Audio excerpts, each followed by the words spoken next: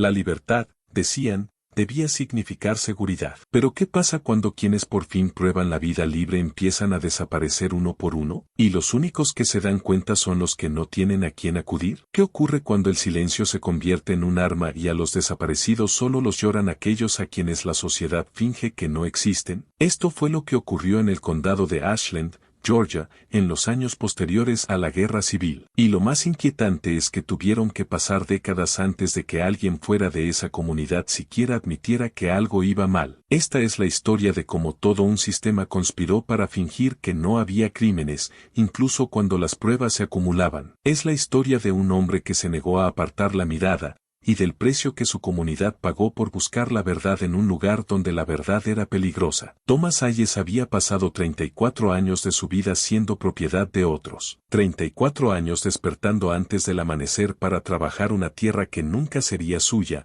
cultivando cosechas que alimentarían bocas ajenas, levantando riqueza para una familia que lo veía como ganado. La plantación Barlow se extendía sobre 300 acres de arcilla roja de Georgia, campos de algodón que parecían llegar hasta el borde mismo del mundo. Thomas llegó allí a los 14 años, vendido lejos de su madre y sus hermanos en Virginia, en una transacción que tomó menos tiempo que comprar un caballo. Aprendió rápido que sobrevivir significaba volverte valioso. Se enseñó a leer estudiando una Biblia que había robado de la biblioteca de la casa principal, arriesgándose a una paliza o algo peor si lo descubrían. Practicaba las letras arañándolas en la tierra detrás de su cabaña y luego alisándolas antes de que alguien pudiera verlas. Para cuando cumplió 20, leía mejor que el hijo del dueño, pero tuvo cuidado de que nadie lo supiera. Cuando terminó la guerra y la noticia finalmente llegó a la plantación Barlow en la primavera de 1865, Thomas se quedó en los campos de algodón con otras 19 personas antes esclavizadas y lloró. El capataz,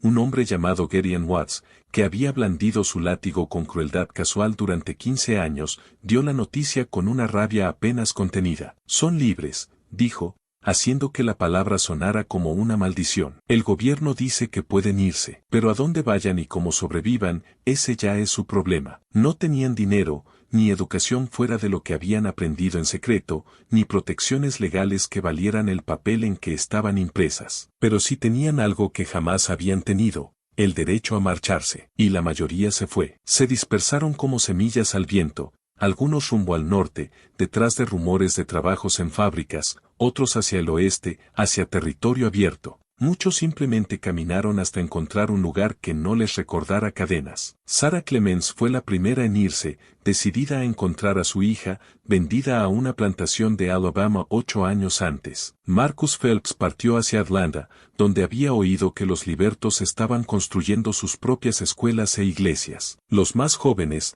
los que no tenían recuerdos atándolos a ese pedazo de Georgia, se fueron sin mirar atrás. Pero Thomas se quedó, no porque amara el condado de Ashland ni porque sintiera apego por esa arcilla roja que había bebido su sudor durante más de 3 décadas. Se quedó porque su esposa, Ruth, estaba enterrada allí, en una tumba sin nombre al borde del cementerio de la plantación donde sepultaban a los esclavizados. Su hija Clara estaba enterrada junto a ella. Ambas murieron de fiebre en el verano brutal de 1859, cuando Thomas se vio obligado a verlas sufrir mientras trabajaba en los campos, porque el médico de la plantación dijo que su enfermedad no era lo bastante grave como para excusar a Thomas de su labor. Su hijo Daniel también se quedó. Daniel tenía 31 años, nacido en esclavitud, pero libre a una edad en la que aún le sobraban fuerza y esperanza. Daniel logró conseguir un pequeño terreno a solo 5 millas de la antigua plantación, 40 acres que un carpetbagger del norte vendió por casi nada,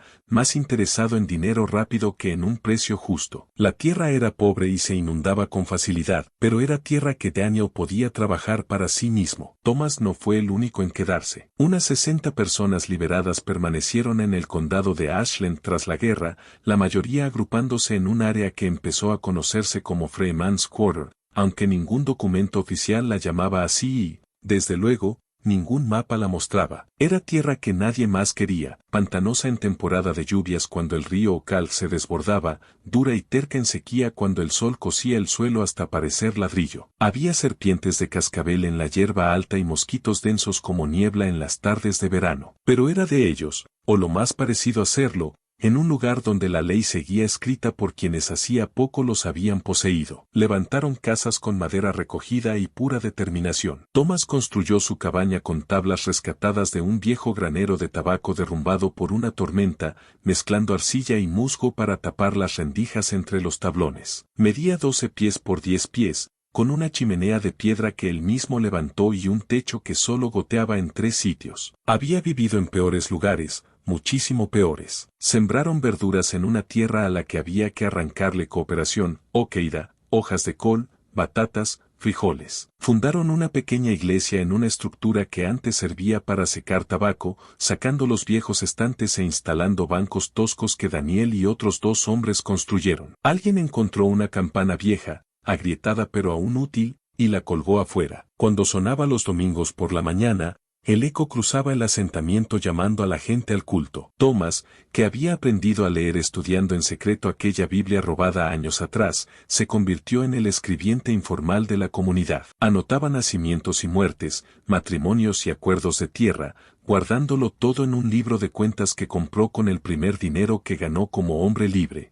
El pago por una semana arreglando una cerca para un granjero que, sorprendentemente, cumplió su promesa de pagar. Ese libro era sagrado para él. Era la prueba de que sus vidas importaban, de que su comunidad existía, de que eran personas con historias dignas de quedar registradas. Lo mantenía envuelto en tela encerada para protegerlo de la humedad y escribía de noche, a la luz de una vela, con una caligrafía cuidadosa y metódica. 15 de enero de 1866, nacimiento de Henry Tucker, hijo de Samuel y Martha Tucker. Niño sano, 8b. 3 de febrero de 1866, matrimonio de James Foster y Caroline Watt. Ceremonia realizada por Thomas Hess, yo mismo, en la iglesia, presenciada por toda la comunidad. 12 de marzo de 1866, muerte de Moses Crawford. Edad aproximada, 72. Causa, declive natural. Enterrado en el cementerio de la iglesia. Durante 2 años, la vida fue dura pero esperanzadora. La comunidad creció poco a poco. Llegaron algunas familias más, refugiados de zonas cercanas donde la hostilidad hacia los libertos se había vuelto violenta. La congregación casi alcanzó las 80 personas. Nacieron niños, la primera generación en respirar por primera vez en libertad, en no conocer jamás el peso de las cadenas, aunque pronto aprenderían que la libertad podía ser algo complicado en un lugar que resentía su existencia. Una maestra llamada Margaret Lawson llegó desde Irlanda en la primavera de 1867, una mujer de piel clara, de unos 30 años, educada en el norte. Empezó a enseñar a leer a los niños y también a muchos adultos en el edificio de la iglesia después del servicio dominical. Thomas asistía a sus clases pese a su edad, queriendo ir más allá de la alfabetización básica que se había enseñado solo. Margaret trajo libros, preciados y raros, y a veces leía en voz alta para toda la comunidad, y su voz hacía vivir historias de lugares lejanos y de posibilidades distintas. El hijo de Thomas, Daniel, se casó con una mujer llamada Rachel Washington, que había caminado hasta el condado de Ashland desde Carolina del Sur buscando a una tía de la que se había separado durante la guerra. Nunca encontró a su tía, pero encontró una comunidad que la recibió. Y en Daniel encontró algo que creía perdido para siempre, la posibilidad de formar una familia que nadie pudiera desgarrar por capricho. Cuando Rachel dio a luz a una niña, la llamaron Ruth, como la difunta esposa de Thomas. Thomas sostuvo a su nieta por primera vez en una tarde cálida de mayo de 1867. Una criatura diminuta con dedos perfectos y pulmones capaces de llorar tan fuerte como para despertar a todo el asentamiento. Mirándola, sintiendo su peso en los brazos, Thomas se permitió creer que quizá, solo quizá, lo peor ya había pasado. Se equivocaba. Benjamin Porter era el tipo de hombre que la gente notaba, no por ruidoso ni fanfarrón, sino por la competencia silenciosa con la que hacía todo. Con 26 años, medía apenas por debajo de 6 pies, con manos igual de hábiles para la carpintería fina que para el trabajo pesado. Aprendió el oficio en la esclavitud, como aprendiz de un artesano blanco que, a regañadientes, admitió que Benjamin tenía más talento natural que cualquier aprendiz blanco que hubiera entrenado. Cuando llegó la libertad, Benjamin montó un pequeño taller en una cabaña en el extremo este de Freeman's Quarter. Fabricaba muebles, sillas, mesas, armarios sencillos, camas. Su trabajo era bueno, sólido, bien hecho, con uniones firmes y superficies lijadas hasta quedar suaves. La voz corrió, y pronto recibió pedidos tanto de familias negras como blancas, aunque los clientes blancos solían mandar a sirvientes a recoger los muebles en lugar de ir ellos mismos a Freeman's Quarter. Algunos blancos ni siquiera querían reconocer de dónde venían las piezas, preferían fingir que simplemente aparecían antes que admitir que habían pagado a un ex esclavo por su artesanía. Benjamin vivía solo. Durante la esclavitud se había casado una vez con una mujer llamada Julia. Saltaron la escoba en una ceremonia sin valor legal, pero que para ellos lo significaba todo. 6 meses después, Julia fue vendida a una plantación en Mississippi. Benjamin no volvió a verla, nunca supo qué fue de ella, y jamás dejó de preguntarse si seguía viva en algún lugar, si alguna vez pensaba en él, si recordaba las promesas que se hicieron bajo un roble un domingo por la tarde. No hablaba mucho de ella. Incluso años después, el dolor seguía demasiado fresco. En cambio, se entregaba a su trabajo, encontrando una especie de calma en el ritmo de cepillar la madera, en la satisfacción de ver un mueble nacer del tablón en bruto. Su cabaña era pequeña pero ordenada. El taller ocupaba más espacio que su rincón para vivir. El suelo estaba cubierto de virutas, y el olor a acerrín y barniz impregnaba todo. La gente apreciaba a Benjamin. Era firme, confiable, alguien en quien podías contar para hacer lo que decía que haría. Iba a la iglesia cada domingo, sentándose en la última fila y cantando himnos con un barítono sorprendentemente bueno. Ayudaba a los vecinos con reparaciones y nunca pedía pago, salvo que se lo ofrecieran. Cuando la iglesia necesitó bancos nuevos, Benjamin los construyó a precio de costo, dedicando 2 semanas al proyecto. El miércoles 23 de octubre de 1867, Benjamin caminó hasta Ashland Proper para comprar suministros en la tienda general. El dueño, Albert Grayson, registró la compra en su propio libro: 3 de clavos, 1/4 de barniz para madera, 2 libras de papel de lija. Total, 90. Benjamin pagó y cargó con sus cosas de regreso hacia Freeman's Quarter. Esa fue la última vez confirmada que alguien vio a Benjamin Porter. No apareció en la iglesia ese domingo, 27 de octubre. Thomas notó su ausencia, pero al principio no le dio demasiado peso. A veces Benjamin trabajaba los domingos y tenía pedidos que entregar, y no había ninguna ley que dijera que asistir era obligatorio. Pero para el lunes por la tarde, sin noticias de él, Thomas sintió el primer movimiento de preocupación. El martes por la mañana caminó hasta la cabaña de Benjamin. Era un trayecto de unos 20 minutos desde la suya, siguiendo un sendero entre pinos y rodeando un estanque pequeño donde por las noches cantaban las ranas. El aire de octubre estaba fresco, las hojas empezaban a cambiar, un clima que te hacía agradecer estar vivo. Cuando Thomas llegó, la cabaña estaba en silencio. Demasiado silencio. No se oía trabajo adentro. No había humo saliendo de la chimenea, aunque las mañanas ya eran lo bastante frías como para que la mayoría mantuviera un pequeño fuego encendido. Benjamin, llamó Thomas, acercándose a la puerta. ¿Estás en casa? No hubo respuesta. Thomas probó la puerta. Estaba sin llave, se abrió con facilidad. Dentro, todo estaba como Benjamin siempre lo dejaba, limpio, organizado. La cama tendida, las mantas dobladas con precisión casi militar. El área de taller ordenada, las herramientas colgadas en la pared en un arreglo cuidadoso. En el banco de trabajo había una silla a medio terminar, faltaba colocar una pata, las uniones ya estaban cortadas y listas para ensamblar. En la mesa pequeña donde comía,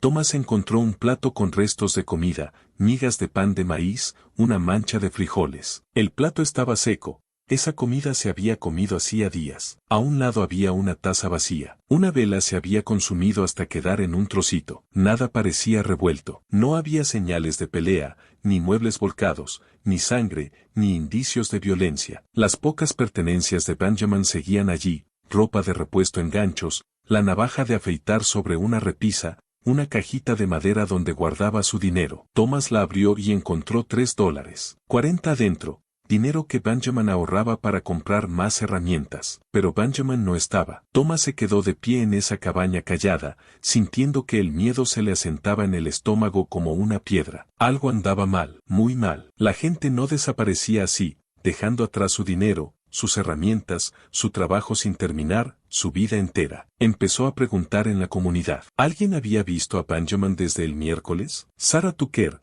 que vivía en la cabaña más cercana a la suya, dijo que lo vio volver del pueblo el miércoles al anochecer con sus compras. Lo saludé, contó. Él me saludó de vuelta, se veía de buen ánimo, dijo que tenía trabajo por terminar y entró a su cabaña. Eso fue lo último que vi de él. Samuel Wright, que a veces ayudaba a Benjamin con proyectos grandes, dijo que Benjamin había mencionado que pronto comenzaría un encargo importante, una mesa de comedor y 8 sillas para una familia del pueblo. Estaba entusiasmado, dijo Samuel. Afirmó que sería buen dinero, que lo usaría para comprar mejor madera, quizá ampliar el taller. Margaret Lawson, la maestra, recordaba haber visto a Benjamin en la iglesia 2 domingos antes de desaparecer. Se veía completamente normal, dijo. Se quedó después del servicio para ayudarme a ordenar unos libros. Hablamos de construir unas repisas para los materiales de la escuela. Me dijo que con gusto lo haría. Nadie tenía información que explicara a dónde se había ido o por qué. Nadie había visto nada extraño. Nadie había oído nada alarmante. Thomas caminó hasta la oficina del sheriff en Ashland Proper,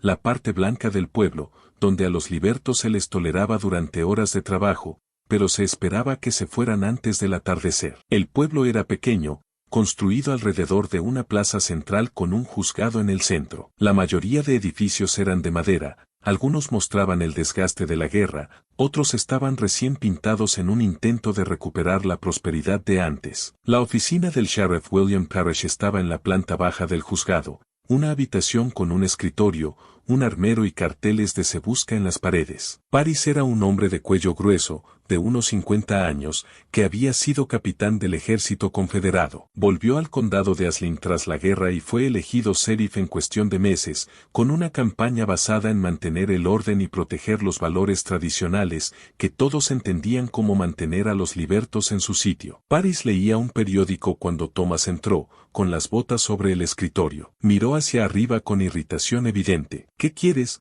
preguntó Parris, sin molestarse con cortesías. Thomas se quitó el sombrero y lo sostuvo entre las manos, un gesto de deferencia que odiaba, pero que sabía necesario. Quisiera reportar a una persona desaparecida. ¿El sheriff quién? Benjamin Porter. Vive en Freeman's Quarter. No lo han visto desde el miércoles pasado. Parris bajó un poco el periódico. ¿Benjamin Porter, el muchacho que hace muebles? Sí, señor. Tiene 26 años. Salió de su cabaña en algún momento entre el miércoles por la noche y el jueves por la mañana. Todas sus cosas siguen allí, incluido su dinero, sus herramientas y trabajo sin terminar. Él no habría dejado eso atrás voluntariamente. Tal vez fue a visitar a alguien. Ustedes andan de un lado a otro todo el tiempo, ¿no? Thomas mantuvo la voz cuidadosamente neutral. Benjamin no tiene familia en la zona, sheriff. No tenía motivos para viajar. Y tenía encargos que cumplir. Es un hombre responsable. Esto no se parece en nada a él. No se parece a él. Parris bajó las botas del escritorio y se reclinó,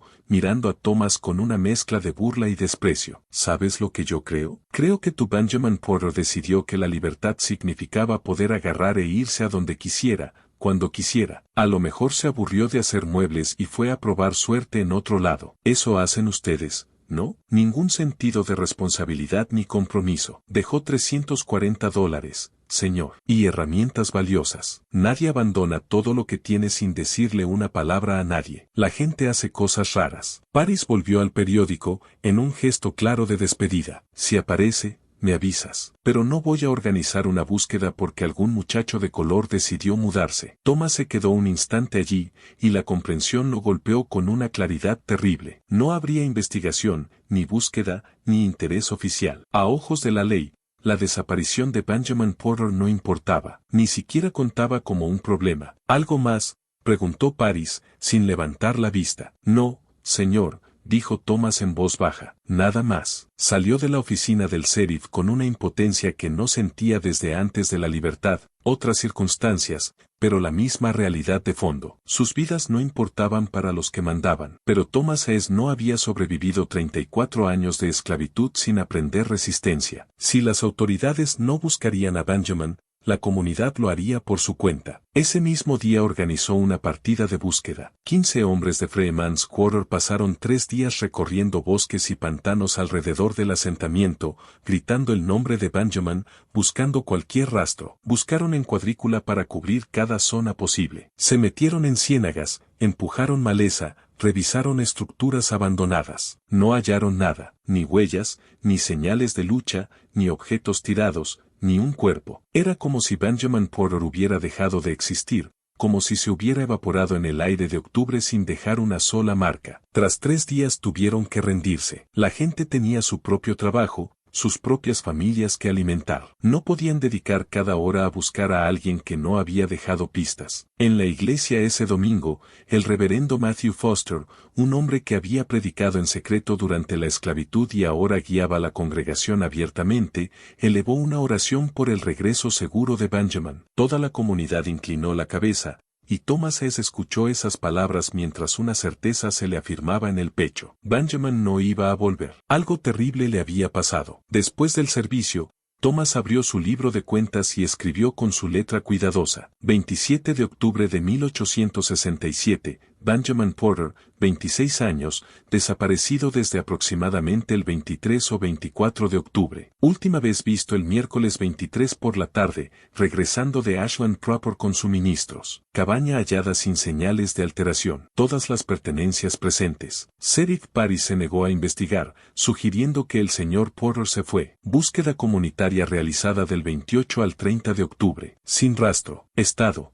Desaparecido. Circunstancias desconocidas. Thomas cerró el libro y se quedó sentado largo rato, mirando las palabras. Algo le susurraba en el fondo de la mente, una advertencia que aún no sabía poner en voz alta. Pero allí estaba, persistente, inquietante. Durante varios meses, la vida volvió a una normalidad tensa. Se hablaba de Benjamin, sobre todo en las primeras semanas. Circulaban teorías. Tal vez tenía una enamorada en otro condado y nunca lo dijo. Tal vez recibió noticias de su esposa, Julia, y fue a buscarla. Tal vez solo quiso empezar de nuevo y no quiso explicarle a nadie. Thomas quería creerlo. Se esforzó por convencerse de que Benjamin se había ido por voluntad propia, de que había una explicación razonable para el dinero abandonado, las herramientas, el trabajo sin terminar, pero no lo conseguía. Las piezas no encajaban, y cuando el invierno se volvió primavera, esa sensación de que algo estaba mal solo se hizo más fuerte. La primavera llegó tarde al condado de Ashland en 1868. El invierno había sido duro,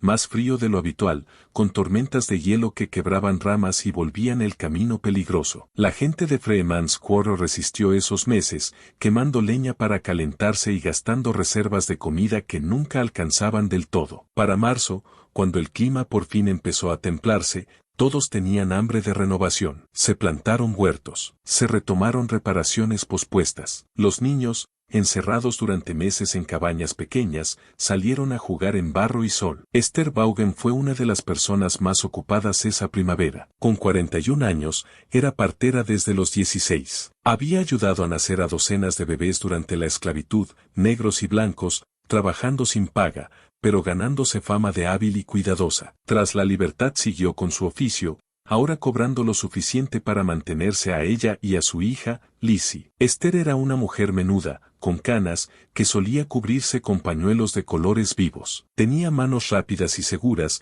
y una calma que tranquilizaba a las madres en labor. Llevaba un maletín médico, una bolsa de cuero que le había regalado un médico blanco que reconoció su talento y le enseñó cosas más allá de la experiencia. Dentro había instrumentos básicos, paños limpios, remedios de hierbas que preparaba ella misma y una botella de lardinum para los peores casos. Atendía tanto a la comunidad negra como a la blanca, era de las pocas personas que se movía entre Freeman's Quarter y Ashland Proper sin ser molestada. Hasta las familias blancas más prejuiciosas admitían que las habilidades de Esther valían. Cuando una mujer blanca tenía un parto difícil, llamaban a Esther. Había salvado más vidas de las que nadie podía contar, madres y bebés, y eso le daba un raro grado de respeto para una mujer negra en la Georgia de posguerra. Esther vivía con su hija Lizzie, de 19 años, en una cabaña más grande que la mayoría en Freeman's Quarter. Esther había podido mejorarla, piso de madera en vez de tierra apisonada, ventanas de vidrio en vez de postigos, una estufa de verdad en vez de solo una chimenea. Lizzie ayudaba a su madre en el trabajo de partera y a veces aprendía el oficio, aunque Esther esperaba que Lizzie pudiera hacer algo distinto, quizás ser maestra como Margaret Lawson. El martes 10 de marzo de 1868, Esther estaba en casa preparando la cena cuando llamaron a la puerta. Era temprano por la tarde. El sol empezaba a caer, pintando el cielo de naranjas y rosas. Lizzie abrió. Afuera había un joven blanco que Esther no reconoció, quizá de 17 o 18 años, con ropa de trabajo polvorienta y gesto nervioso. Mi mamá necesita a la partera, dijo el muchacho, jadeando como si hubiera corrido. Está teniendo al bebé y algo va mal. Está sangrando mucho, y mi papá me mandó a buscarla rápido. Esther ya estaba tomando su maletín. ¿En qué granja? En la de los Hendricks, señora, como a 6 millas al oeste. Esther conocía a la familia Hendricks. Había atendido 2 partos anteriores allí. La madre, Anna Hendricks,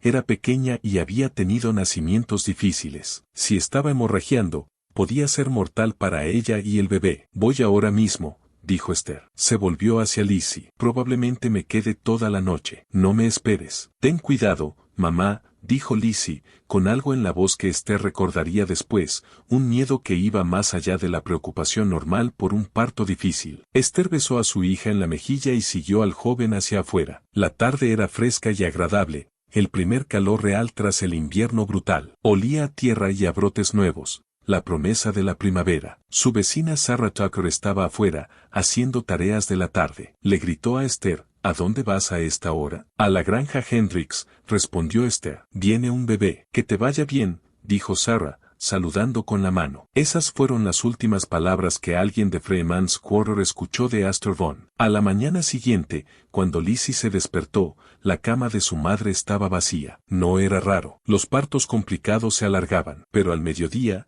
sin noticias, Lizzie empezó a inquietarse. Para la tarde, estaba asustada. Caminó hasta la granja Hendricks. Era un trayecto largo, más de 6 millas, pero Lizzie era joven y fuerte, y necesitaba saber que su madre estaba bien. Cuando llegó, la familia estaba cenando. Anna Hendricks abrió la puerta, sorprendida de ver a Lizzie. ¿Puedo ayudarte?, preguntó Anna. Soy la hija de Astor Vaughan, dijo Lizzie. Busco a mi madre. Vino anoche por el parto. Anna frunció el ceño, confundida. ¿Qué parto? A mí todavía me faltan 3 meses. El mundo pareció inclinarse bajo los pies de Lizzie. Pero un muchacho vino a nuestra cabaña ayer al atardecer, insistió Lizzie. Dijo que usted estaba de parto difícil, sangrando mucho. Mi madre se fue con él. Yo no mandé a nadie, dijo Anna. Y, desde luego, no estaba de parto, ¿está segura? Dijo esta granja. Dijo lo de los Hendricks. La nombró a usted. James Hendricks, el esposo, apareció detrás de Anna. Era alto, con barba canosa, serio pero no cruel. Aquí no hay nadie que encaje con esa descripción, dijo. Nuestro hijo mayor tiene 23 y estuvo aquí todo el día de ayer y hoy. No tenemos muchachos adolescentes. Lizzie sintió el pánico subirle por la garganta. Entonces, ¿dónde está mi madre? ¿A dónde fue? No lo sé, muchacha, dijo James, preocupado. Pero aquí no llegó. Lizzie corrió de vuelta a Freeman's Quarter. Corrió las 6 millas con lágrimas, llegó de noche, exhausta y aterrada. Fue directo a la cabaña de Thomas Hess, golpeando la puerta hasta que él abrió. Se llevaron a mi mamá, sollozó Lizzie. Alguien vino con una mentira, se la llevó, y ahora está desaparecida. Thomas sintió hielo en la sangre. No otra vez. Por favor, Dios. No otra vez. Reunió a varios hombres y volvieron por el camino que Esther habría tomado. Buscaron con antorchas, llamándola, buscando señales. No hallaron nada. El camino era transitado. Cualquier huella se mezclaba con muchas otras. Al amanecer, Thomas se presentó en la oficina del Sheriff Parrish. Necesito reportar a una persona desaparecida, dijo Thomas. Astor Vaughan es partera. La engañaron para que saliera de casa el martes al atardecer y no la han vuelto a ver. Paris levantó la vista de su café. ¿Engañaron? Thomas explicó. El joven que aseguró venir de los Hendricks, la familia afirmando que no enviaron a nadie y que no hubo emergencia. A mí me suena a que tu Esther se confundió de granja, dijo Paris. Seguramente fue al lugar equivocado, se perdió en la oscuridad. Ya aparecerá. Lleva décadas aquí, dijo Thomas. Conoce cada granja del condado. No se perdería. Y los Hendricks confirmaron que no tienen ningún joven como el que la buscó, ni mandaron a nadie. Bueno, quizá tenía sus motivos para irse, dijo Paris. Quizá hay cosas que tú no sabes. Su maletín médico no está, pero todo lo demás sí, su dinero, su ropa, su hija. La gente hace cosas raras, remató Paris, casi con las mismas palabras que usó sobre Benjamin. Seguro vuelve en algún momento. Va a investigar, al menos va a preguntar. Estaré atento, dijo Paris, y ambos sabían que eso significaba nada. Thomas salió de allí con una furia que tuvo que dominar. 2 personas ya, 2 desapariciones sospechosas y la indiferencia total de las autoridades. Regresó a Freeman's Quarter y empezó a hacer preguntas, anotando todo con cuidado. Lo escribió todo, la descripción del joven, la hora en que llegó, las palabras exactas. Registró que Sarah Tucker vio a Esther salir alrededor de las 8. Anotó su visita a los Hendricks y sus declaraciones. La comunidad hizo un servicio de oración por Esther. Lizzie se sentó en la primera fila, con el rostro vacío de dolor e incomprensión. Thomas la miró y sintió el peso de su responsabilidad. Alguien debía buscar respuestas, aunque esas respuestas fueran terribles. 2 meses después, en mayo de 1868, desapareció James Holloway. Tenía 19 años, rebosante de energía y ambición. Nacido en esclavitud, pero libre lo bastante joven para soñar más allá del condado de Ashland. Hacía trabajos ocasionales, arreglar cercas, cavar pozos, limpiar terrenos, lo que pagara. Guardaba cada centavo en una caja de lata enterrada cerca de su cabaña, con el plan de irse al norte antes de fin de año. Quería ver Filadelfia, quizá entrar a una fábrica, quizá ahorrar para abrir un negocio algún día. La última vez que vieron a James fue el viernes, 15 de mayo, saliendo de una granja de un hombre llamado Tucker Harland. Harland confirmó que James había estado talando árboles de un campo, trabajo duro de 3 días. Harland le pagó $2 por los 3 días, una miseria, pero lo habitual para jornaleros negros. James tomó el dinero y se marchó alrededor de las 6 de la tarde. Nunca llegó a casa. Su hermano Peter lo reportó al día siguiente. Thomas organizó otra búsqueda. Nada, ni rastro, ni señales de lucha, nada. 3 desapariciones. Luego, en julio, desapareció Mary Tucker. Tenía 16 años, la hija menor de Sarah Tucker, conocida por su voz hermosa al cantar. Volvía caminando desde la casa de Margaret Lawson, donde ayudaba en clases de tarde, cuando se esfumó. Era un trayecto de 15 minutos, pero Mary no llegó. Sarah hizo el camino, llamando a su hija en la oscuridad, y solo encontró silencio. En septiembre, fue Joseph King, un agricultor de 52 años que acababa de cosechar su primer tabaco exitoso como hombre libre. Lo vendió por un buen precio, $40, más dinero del que había tenido en su vida. Lo escondió y planeaba comprar mejores herramientas. 3 días después de vender la cosecha, Joseph desapareció mientras volvía de Ashland Proper. 5 personas en menos de 2 años. 5 personas que se habían desvanecido sin explicación, sin cuerpos, sin que nadie con autoridad se molestara en preguntar por qué. Thomas Hayes, ya con 67 años y sintiéndolos todos, se sentó una noche de septiembre en su cabaña y miró las entradas del libro. 5 nombres, 5 circunstancias, 5 misterios que él sabía en los huesos que estaban conectados, que no eran coincidencia,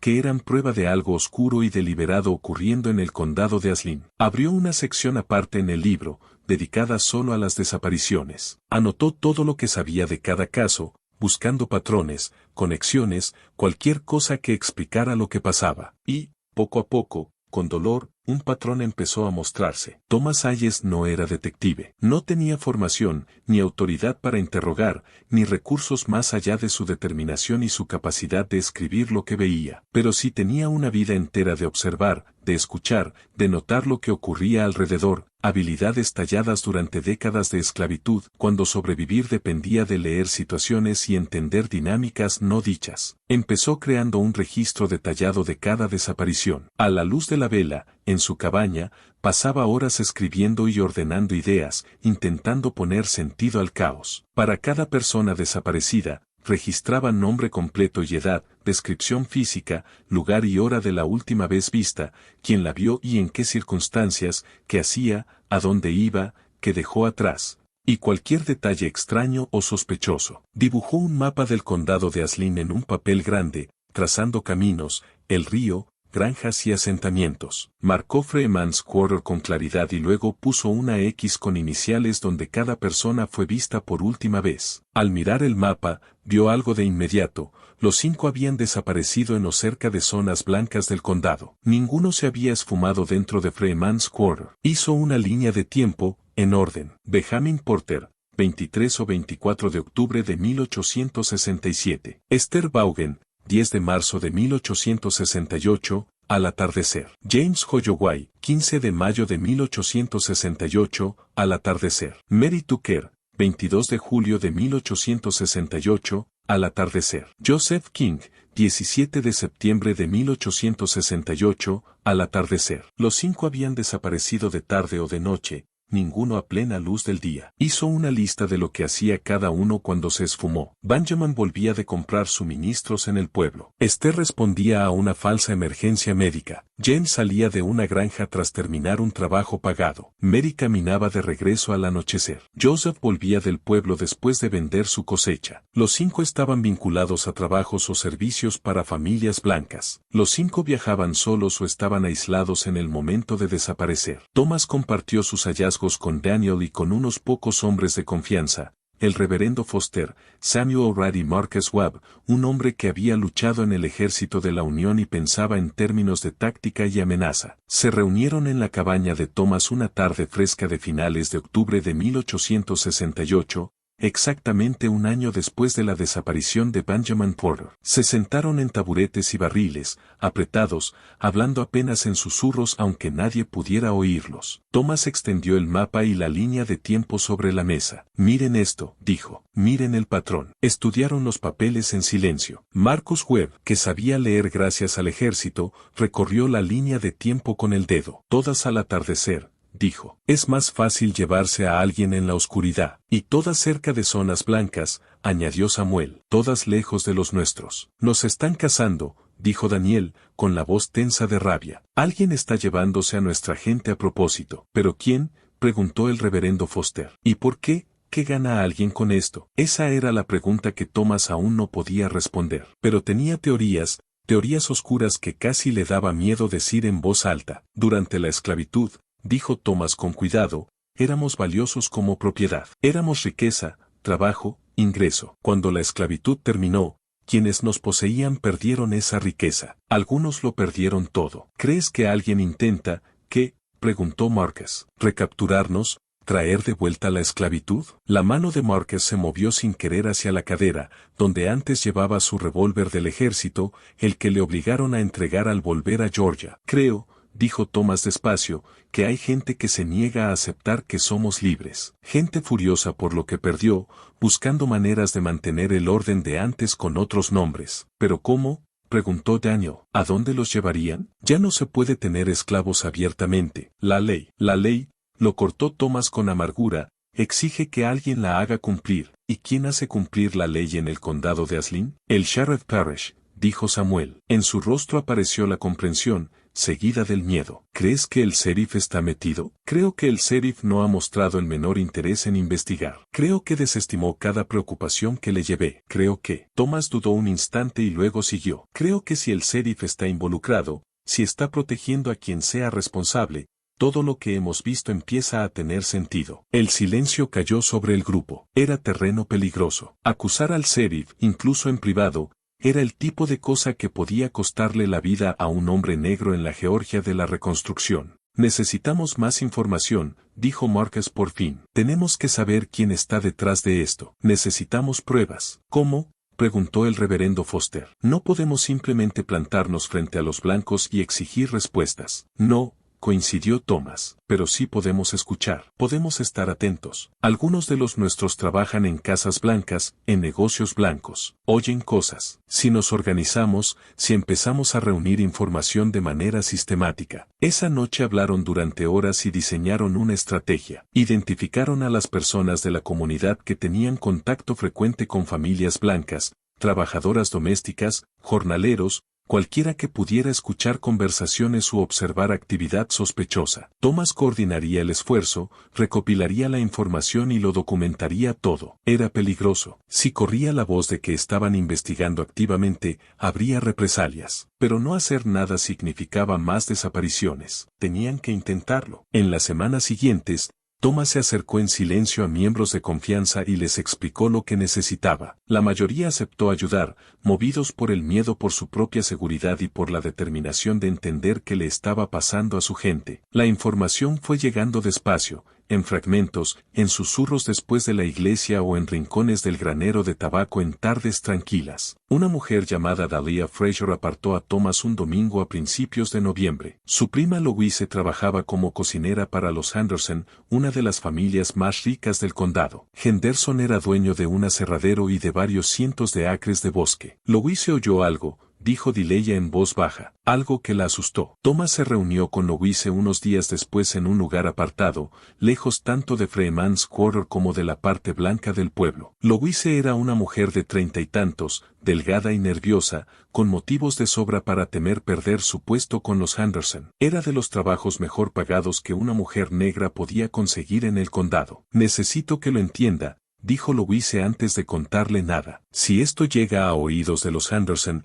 si se enteran de que escuché sus conversaciones privadas, perderé mi empleo. O peor, no usaré tu nombre, prometió Thomas. Diga lo que me diga, la voy a proteger. Louise respiró hondo. Hace como 3 semanas, el señor Henderson dio una cena. 5 hombres, todos terratenientes y empresarios ricos. Se suponía que yo me fuera después de servir, pero me hicieron quedarme hasta tarde para limpiar. Yo estaba en la cocina y ellos en el despacho, y las puertas estaban abiertas porque esa noche hacía calor. Se les oía todo. ¿Qué dijeron? Estaban tomando whisky y fumando puros, dijo Louise, con las manos temblándole. Se reían de cosas que al principio no entendí, pero luego, uno soltó que había maneras de recuperar lo que habían perdido cuando terminó la esclavitud. Otro se rió y dijo, mientras nadie haga preguntas. Y el señor Henderson dijo, el sheriff entiende la situación, no va a causar problemas. Thomas sintió que la sangre se le helaba. ¿Mencionaron algo concreto?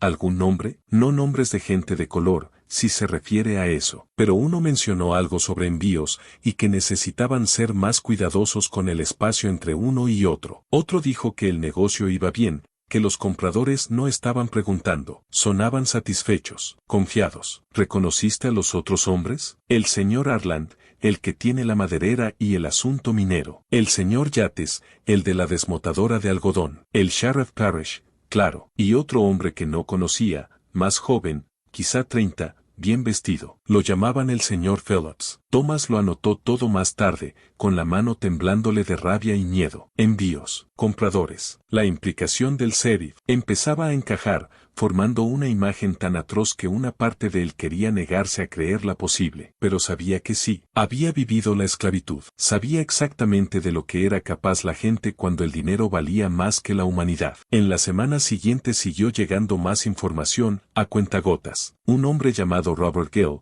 que trabajaba en el depósito del tren cargando y descargando mercancías, informó que había visto cajones cargados en vagones de carga tarde en la noche, siempre bajo la supervisión de Tucker Harland o de sus hombres. Los cajones eran lo bastante grandes como para contener a una persona, aunque Robert nunca había visto el interior. Siempre estaban marcados como equipo de minería o suministros de madera. Una mujer llamada Patience Morris, que hacía la colada para varias familias blancas, comentó que en varias ocasiones había visto hombres reunirse en la propiedad de Tucker Harland entrada la noche. Llegan después de que oscurece, dijo. A veces vuelvo tarde caminando del trabajo y veo faroles en su terreno. Veo hombres moviéndose. Están haciendo algo que no quieren que se vea de día. Un jornalero llamado Jackson Prass contó que Tucker Harland se le había acercado con una oferta de trabajo. Me ofreció el doble de la paga normal para ayudar en un trabajo nocturno, dijo Jackson. Era mover carga hasta el río. Tenía que hacerse de noche por razones de negocio. Algo en esa oferta se sentía mal, se sentía peligroso. Le dije que tenía obligaciones familiares y que no podía trabajar de noche. Se enfadó, insistió, pero yo me mantuve firme y me fui. Desde entonces ando nervioso, mirando por encima del hombro. Thomas lo documentó todo. Estaba armando un caso, aunque no sabía qué podría hacer con él, quién lo escucharía, a quién le importaría. El sheriff estaba implicado. Los hombres ricos tenían poder y conexiones, y Thomas era un ex esclavo de 67 años sin ninguna posición legal. Aún así, siguió escribiendo porque alguien tenía que hacerlo. Alguien debía dar testimonio de lo que estaba ocurriendo, aunque la justicia pareciera imposible. Para diciembre de 1868, Thomas ya tenía una teoría funcional sobre qué les estaba pasando a los desaparecidos del condado de Ashland. Se apoyaba en evidencia circunstancial, relatos de segunda mano e inferencia lógica, nada que resistiera en un tribunal, pero suficiente para dibujar un panorama terrible. Creía que un grupo de hombres blancos adinerados en Ashland County, al borde de la ruina tras perder la esclavitud,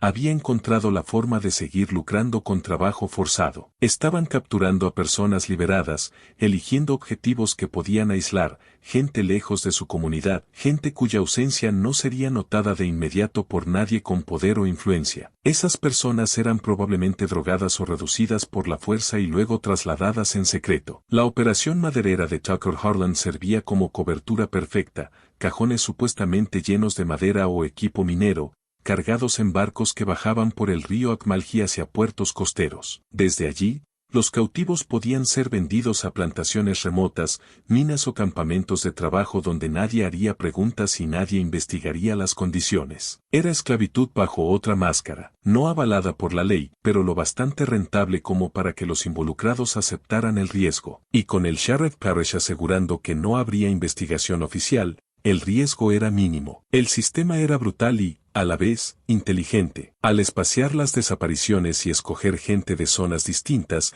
evitaban un patrón demasiado evidente. Al llevarse a personas solas, lejos de testigos, reducían la posibilidad de pruebas. Al involucrar al sheriff, garantizaban la indiferencia oficial. Y al depredar sobre libertos, gente sin poder político, sin defensa legal, sin voz en periódicos ni pasillos de gobierno, se aseguraban de que nadie con capacidad real de detenerlo siquiera supiera que había crímenes ocurriendo. Thomas sabía que no podía demostrarlo. No tenía evidencia física, ni víctimas recuperadas que pudieran testificar, ni confesiones, ni documentos. Lo único que tenía eran informes susurrados por trabajadores aterrados, observaciones de actividad sospechosa y un marco lógico que explicaba el patrón. No era suficiente, pero era algo. Convocó otra reunión en su cabaña, esta vez con más miembros de la comunidad. 20 personas abarrotaron el espacio y otras se quedaron afuera, formando un círculo en la oscuridad fría de diciembre. Thomas expuso lo que había reunido. Habló con cuidado,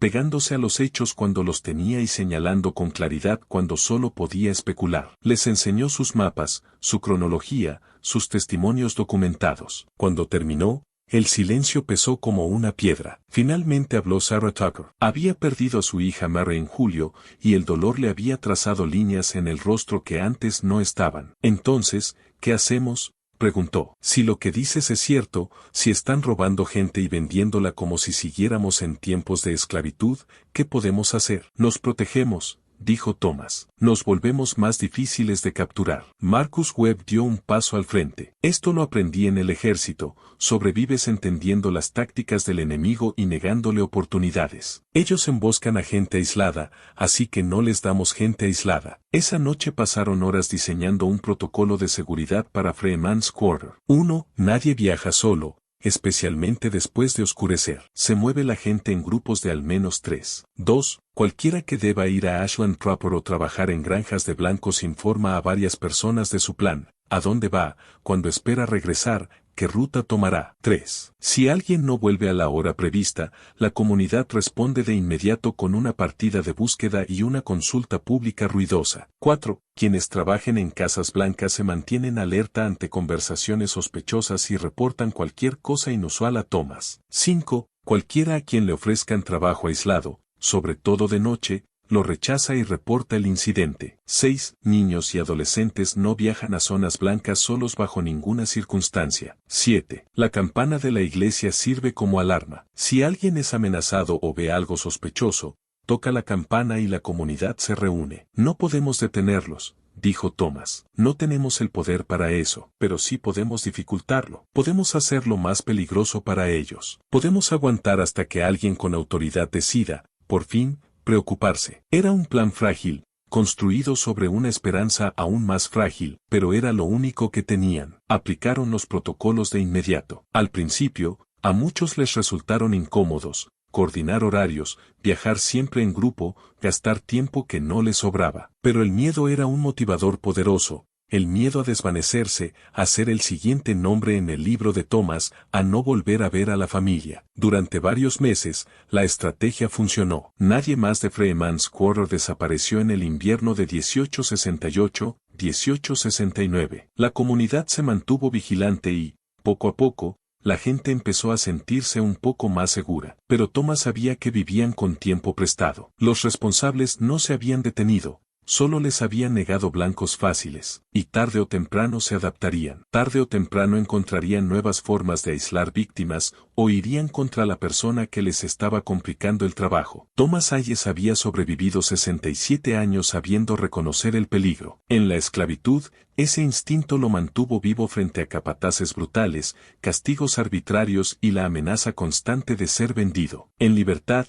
ese mismo instinto le decía cuándo ser deferente, cuándo callar, cuándo hacerse pequeño e invisible. Y ese instinto ahora le estaba gritando. A inicios de marzo de 1869, Thomas notó que lo observaban. Nada evidente, nada que pudiera probar, pero había un hombre en la esquina cuando Thomas caminaba por Ashland Cropper para comprar suministros, alguien que parecía no tener nada que hacer allí, pero cuyos ojos lo seguían, y un jinete en el camino fuera de Freeman's Quarter, sentado a caballo sin motivo aparente, solo mirando. Daniel también lo notó. Alguien te está siguiendo la pista, papá, le dijo en voz baja una tarde. Están asegurándose de que sepas que te vigilan. Es intimidación, respondió Thomas. Quieren que tenga miedo. ¿Lo tienes? Sí, admitió Thomas, pero tener miedo nunca me impidió hacer lo que había que hacer. La advertencia llegó a mediados de marzo, un martes por la tarde inusualmente cálido. Thomas estaba en el huerto detrás de su cabaña, plantando semillas para la nueva temporada, cuando oyó caballos. Levantó la vista y vio al sheriff William Parrish entrando en Freeman's Quarter, acompañado por 2 ayudantes. Era algo inaudito. El sheriff nunca visitaba su comunidad, nunca reconocía que existía, salvo para dejar claro que cualquier problema sería aplastado con fuerza. La gente se quedó quieta, se detuvo el trabajo. Llamaron a los niños para que entraran. Todos miraron mientras los 3 hombres de la ley avanzaban despacio por el asentamiento como si fuera suyo, como si estuvieran inspeccionando propiedad y no visitando una comunidad de personas libres. Paris detuvo el caballo en lo que servía de plaza central, cerca de la iglesia. Thomas dejó sus herramientas y caminó hacia ellos, consciente de que todos lo observaban y de que aquel choque marcaría el tono de lo que viniera después. ¿Cuál de ustedes es Thomas Hayes?, gritó Paris, aunque Thomas estaba seguro de que el sheriff sabía perfectamente quién era. Yo, dijo Thomas, deteniéndose a unos metros. Mantuvo las manos visibles, sin amenazas. Paris desmontó con lentitud deliberada. Era un hombre grande, más de 6 pies de altura, pesado de músculo y autoridad. Se acercó a Thomas. Los ayudantes permanecieron montados, con las manos cerca de las armas. He oído historias interesantes sobre ti, Hayes, dijo Paris, con la voz extendiéndose por la plaza. Historias de que andas esparciendo rumores, haciendo acusaciones contra miembros respetables de esta comunidad. No sé a qué se refiere, sheriff. No te hagas el tonto. Paris se aproximó, invadiendo el espacio de Thomas. Has estado diciendo que aquí se están cometiendo secuestros, que ciudadanos honorables están metidos en actividades criminales. Eso es una acusación grave, podría considerarse calumnia o algo peor, incitación a la violencia o a la rebelión. Thomas mantuvo la voz serena y respetuosa, aunque la rabia le ardía en el pecho. He estado registrando la desaparición de miembros de nuestra comunidad, sheriff. Solo eso, llevando cuentas de gente perdida, ¿es ilegal? Gente perdida que seguramente se fue. Paris habló como si el asunto fuera trivial. La gente hace eso,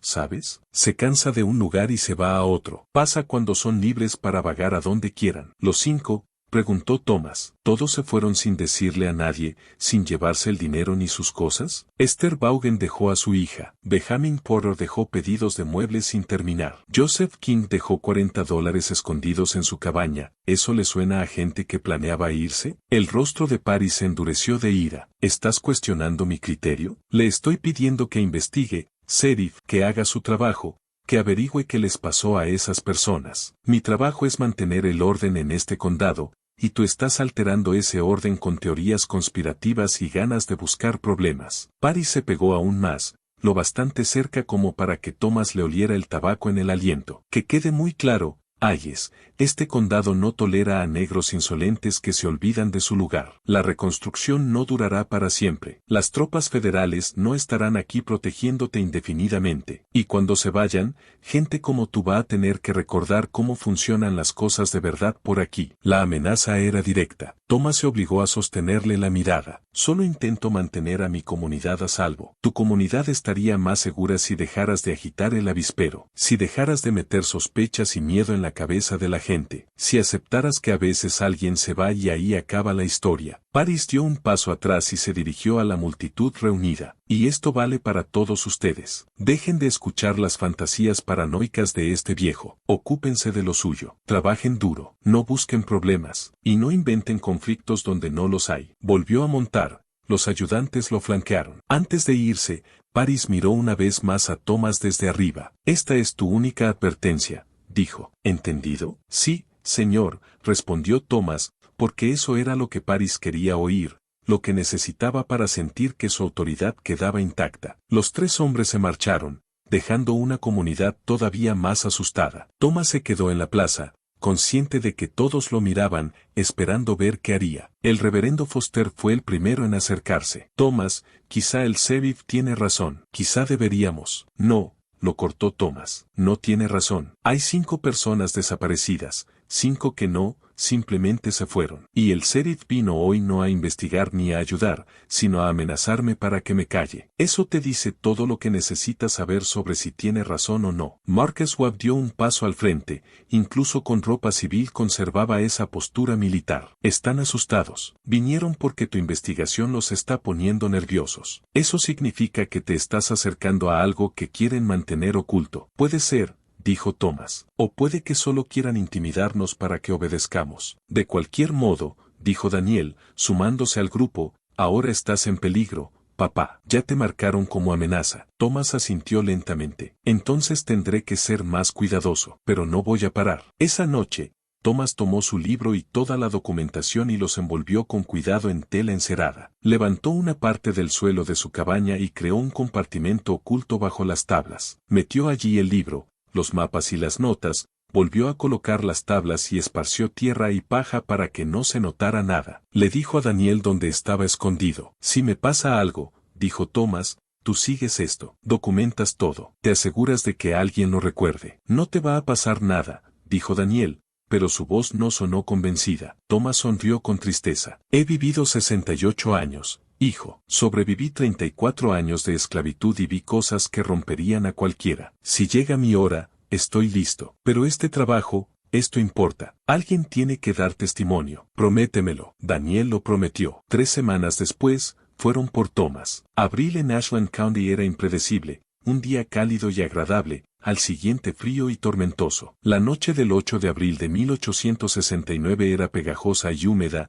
el aire cargado de agua que prometía lluvia pero no la daba. Thomas se acostó en su cabaña alrededor de las 9, con las ventanas abiertas para atrapar cualquier brisa que aliviara el calor. Soñó con su esposa, Ruth. En el sueño era joven otra vez, como cuando se conocieron, antes de que la esclavitud la desgastara. Bailaban en una celebración, sonaba música en algún lugar. Su risa era luminosa y libre. En el sueño eran verdaderamente libres como nunca lo fueron en vida, sin amo, sin cadenas, sin miedo. El sueño se rompió cuando Thomas olió humo. Al principio, su mente dormida intentó mezclar ese olor en el sueño, quizá un fuego de cocina, algo inocente, pero entonces oyó el crepitar de las llamas, y ese sonido lo arrancó del sueño con un golpe de adrenalina. Se incorporó. La mitad delantera de su cabaña estaba en llamas. El fuego devoraba la madera seca a una velocidad aterradora, alimentado por el viento caliente que entraba por las ventanas abiertas. El humo ya llenaba el espacio pequeño, denso y asfixiante. Thomas veía la luz naranja bailando en las paredes y sentía el calor subir rápido. Afuera oyó voces, voces de hombres, riendo. Arderá rápido, está seco como yesca. Seguro el viejo está dentro. Ojalá, así nos ahorramos trabajo. Habían provocado el incendio a propósito. Estaban esperando a que muriera quemado. El instinto de Thomas, templado por años de supervivencia, tomó el control. No podía salir por el frente, ahí estaba el fuego y ahí estaban los hombres. Se tiró al suelo, donde el aire era más respirable porque el humo subía. Gateó hacia la parte trasera, hacia la ventanita de ventilación. El calor era brutal. Sentía la piel abrasarse a través de la camisa. Detrás, oyó la madera cediendo, sus pocas pertenencias consumiéndose. Llegó a la ventana y la empujó. Era pequeña. La había construido así para frenar el frío del invierno. Y Thomas ya no era un hombre joven, pero el miedo y la desesperación le dieron fuerza. Se arrastró por la abertura, la madera raspándole brazos y pecho, las astillas clavándose en la piel. Cayó al suelo detrás de la cabaña, jadeando aire limpio. Aún oía a los hombres al frente, todavía riéndose, seguros. No sabían que había escapado. Thomas se puso de pie con dolor en las rodillas y las caderas, articulaciones de 68 años protestando. Aún así corrió. Corrió en la oscuridad hacia la casa de Daniel, esperando en cualquier momento oír gritos detrás, disparos, sentir una bala atravesándolo. Llegó. Golpeó la puerta de Daniel con puños quemados y sangrantes. Daniel abrió, vio a su padre y lo metió adentro. Intentaron matarme, jadeó Thomas. Mi cabaña, la quemaron, había hombres afuera esperando. Rachel ya se movía, reuniendo agua y paños limpios para atender las quemaduras en los brazos y la espalda de Thomas. Daniel agarró su rifle de caza y miró por la ventana hacia donde debía estar la cabaña de su padre. El resplandor naranja iluminaba el cielo. Tenemos que despertar a todos, dijo Daniel. Si vinieron por papá, pueden venir por otros. Tocaron la campana de la iglesia, la señal de emergencia que habían establecido. En minutos, la gente empezó a salir de las cabañas con lo que tuviera para defenderse, reuniéndose. Los hombres se armaron con hachas, martillos, rifles de caza e incluso herramientas de campo. Las mujeres llevaron a los niños a la iglesia, el edificio más seguro por su base de piedra. Los atacantes no volvieron esa noche. Tal vez creyeron que Thomas se había quemado. Tal vez les sorprendió la respuesta rápida. O tal vez lograron lo que querían, enviar un mensaje de terror. La cabaña de Thomas ardió hasta quedar en cenizas. Las llamas se veían a millas de distancia, lo bastante brillantes como para que se vieran desde Ashland Proper. La campana sonó, y el eco viajó por la noche. Pero nadie vino a ayudar a apagar el fuego, ni la brigada de voluntarios del pueblo, ni el sheriff, nadie. El mensaje era claro, Freeman's Quarter estaba sola, y si su gente moría, a nadie con poder le importaría. Al amanecer, la casa de Thomas era un montón de ruinas humeantes. Thomas se quedó mirándolas,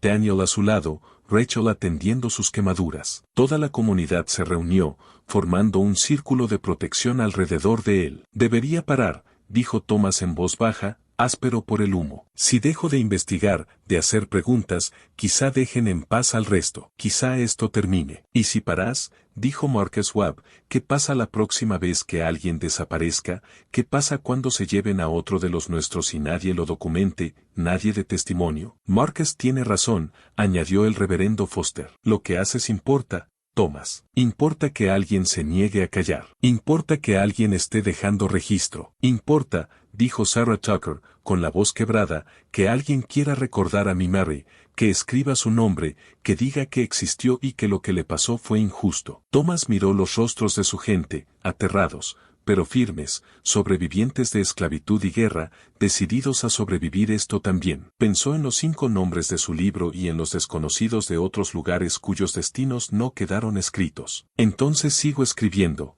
dijo. Lo ayudaron a rescatar lo que se pudiera, que era casi nada. La estructura estaba destruida por completo, pero el libro estaba a salvo, seguía escondido bajo el suelo, en el compartimento que había resistido el fuego. Thomas lo desenterró cuando las cenizas se enfriaron, la tela encerada estaba chamuscada y negra, pero intacta, el libro dentro, sin daño. Se mudó con Daniel y Rachel. La comunidad le armó un nuevo rincón para dormir, una esquina de la cabaña de Daniel separada con mantas colgadas del techo. Era estrecho y sin privacidad, pero a Thomas no le importó. Estaba vivo. El libro había sobrevivido. El trabajo podía continuar. Esa noche, sentado en la mesa de Daniel a la luz de la vela, Thomas abrió el libro e hizo una nueva entrada. 8 de abril de 1869, intento de asesinato de Thomas Hess. Mi cabaña fue incendiada por agresores desconocidos mientras dormía. Se oyeron voces afuera, hombres esperando ver si moría quemado. Escapé por la ventana trasera. La comunidad respondió a la campana de emergencia. Ninguna ayuda de las autoridades del pueblo. Cabaña totalmente destruida. Este ataque confirma la sospecha de que documentar desapariciones se percibe como amenaza por los responsables. Escribió 2 frases más. No seré silenciado por el terror. Seguiré dando testimonio. Luego cerró el libro, lo envolvió otra vez en tela encerada y lo llevó a un nuevo escondite que solo él y Daniel conocían. La guerra acababa de escalar, pero Thomas seguía en pie, seguía luchando, seguía negándose a olvidar. El incendio de la cabaña de Thomas tuvo un efecto que los atacantes probablemente no esperaban. En vez de obligar a Freeman's Quarter a callar, encendió la resistencia. El intento de asesinato, tan descarado, y la ausencia total de respuesta oficial demostraron todo lo que Thomas venía diciendo sobre la indiferencia y la posible complicidad de las autoridades. Quienes dudaban de Thomas empezaron a creer. Quienes tenían demasiado miedo para ayudar, dieron un paso al frente, y personas de otras comunidades negras de Ashland County oyeron lo ocurrido y comenzaron a buscar contacto. En mayo de 1869, un hombre llamado William Grant llegó a Freeman's Quarter preguntando por Thomas Hess. Venía de un asentamiento a unas 12 millas al sur, una comunidad de libertos que llamaban New Hope. En New Hope han desaparecido 3 personas en el último año, explicó William. Y después de oír sobre tu trabajo, nuestra comunidad quiere coordinar esfuerzos. Thomas se reunió con William y con otros representantes de New Hope para comparar notas y compartir información. El patrón era idéntico. Gente desapareciendo al atardecer, vista por última vez en o cerca de zonas blancas, ninguna investigación oficial, indiferencia total. Tenemos que organizarnos, dijo Thomas. No solo nuestras 2 comunidades, sino cada asentamiento negro del condado. Debemos compartir información sobre desapariciones, actividad sospechosa y amenazas. Crearon una red. Representantes de Freeman's Quarter, New Hope y otros 3 asentamientos negros empezaron a reunirse una vez al mes en lugares rotativos, siempre en secreto, siempre con cuidado. Compartían información sobre desaparecidos, sobre hombres ofreciendo trabajos demasiado generosos y sospechosos, y sobre cualquier movimiento extraño cerca de sus comunidades. Thomas entrenó a otros en documentación. Les enseñó cómo llevar registros, cómo entrevistar testigos, cómo mapear ubicaciones y construir cronologías. Pronto existían 5 libros, uno por comunidad, con el mismo formato, registrando la lista creciente de personas desaparecidas. Las cifras eran abrumadoras. Entre 1865 y 1869 documentaron 31 desaparecidos en Ashland County. 31 casos confirmados en los que familiares podían afirmar que la persona no se fue voluntariamente, que había dejado dinero y pertenencias, que las circunstancias eran sospechosas. Y Thomas sospechaba que había más, gente sin familia cercana que los reportara, transeúntes sin lazos comunitarios, personas cuya ausencia no la notó nadie capaz de registrarla. Louise, la cocinera de los Henderson, siguió pasando información a Thomas a través de su prima, Dia. En junio reportó otra conversación escuchada al pasar que le heló la sangre a Thomas. Hablaban de cuotas, dijo Louise, con la voz temblorosa. El señor Henderson se quejaba de que la demanda era alta, pero el suministro se estaba poniendo difícil. Dijo que tu gente, o sea, nosotros, se estaba volviendo demasiado cauta, demasiado organizada. Tucker Arland sugirió expandir la operación a otros condados. El señor Yates dijo que había que tener cuidado porque aún había autoridades federales, pero el sheriff Parrish se rió y dijo que a las autoridades federales no les interesaba investigar la desaparición de gente de color. Thomas lo dejó por escrito con extremo cuidado. Solo la terminología, demanda, suministro, operaciones, confirmaba que aquello era un negocio de tráfico de seres humanos. También supo más sobre la operación de Tucker Harlan. Su empresa maderera era la tapadera perfecta para transportar personas. El río Omulji atravesaba Ashland County y bajaba hasta la costa en Darien. La madera se enviaba con frecuencia río abajo en barcazas y se cargaba en barcos, pero entre la carga legítima podían ir otros envíos, carga humana, drogada o amarrada, encerrada en cajones rotulados como equipo minero o maquinaria. Desde Darien, esos barcos podían ir a cualquier parte, a plantaciones remotas de la costa de Georgia,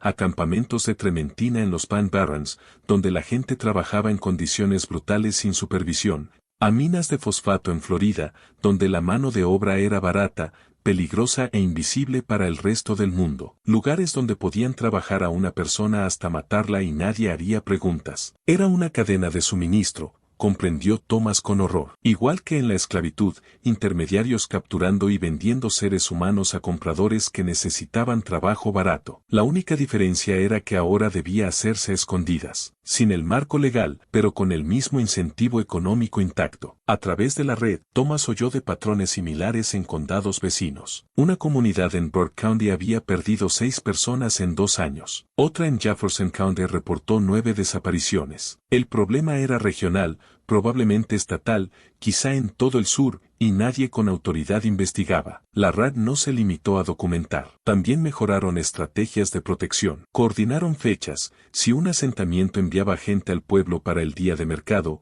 representantes de otras comunidades iban también, aumentando números y dificultando aislar a alguien. Establecieron casas seguras, familias de confianza en el pueblo, casi siempre negras, aunque de vez en cuando algún blanco simpatizante, donde la gente pudiera detenerse si se sentía amenazada. Además, empezaron a difundir discretamente que empleadores blancos eran relativamente seguros y cuáles no. El nombre de Tucker Harlan encabezaba la lista de personas con las que no se debía trabajar bajo ninguna circunstancia. Se agregaron otros nombres según reportes de conductas sospechosas o vínculos con los hombres que Louis había identificado. No era suficiente. La gente seguía necesitando trabajar, ganar dinero, tratar con empleadores blancos y viajar al pueblo. El riesgo no podía desaparecer, solo podía administrarse. En agosto de 1869, un joven llamado Robert Shaw desapareció de New Hope. Había estado trabajando para un granjero blanco, arrancando tocones de un campo. Su hermano,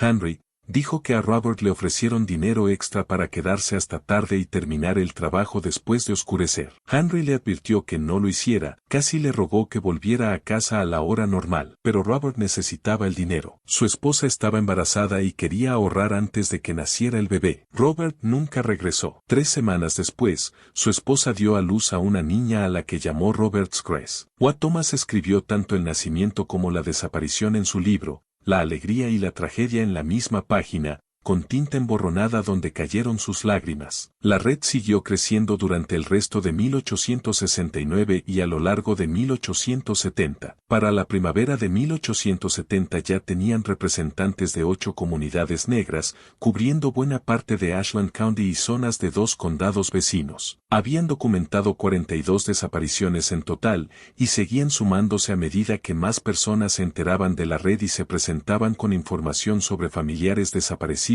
en años anteriores. Thomas tenía 70 años. Le temblaban las manos al escribir. La artritis hacía que cada letra doliera. La vista le fallaba. Tenía que acercarse el libro al rostro y escribir bajo sol fuerte o con varias velas. La espalda, dañada por el incendio, le dolía todo el tiempo. Pero seguía escribiendo, organizando, dando testimonio, porque alguien debía hacerlo, porque los desaparecidos merecían ser recordados, porque la justicia, aunque quizá nunca llegara, al menos merecía ser exigida. En el verano de 1873, Thomas Hess recibió una noticia que sonó como respuesta a años de oración. Un federal marshal había llegado a Ashland County para investigar prácticas laborales en la región. El marshal Henry Porter rondaba los 40 y tantos, un hombre delgado de ojos cansados, nombrado durante la administración Grant. Formaba parte de un esfuerzo federal por hacer cumplir las enmiendas 14 y 15 e investigar violaciones de derechos de los libertos en el sur. Su jurisdicción cubría varios condados de Georgia,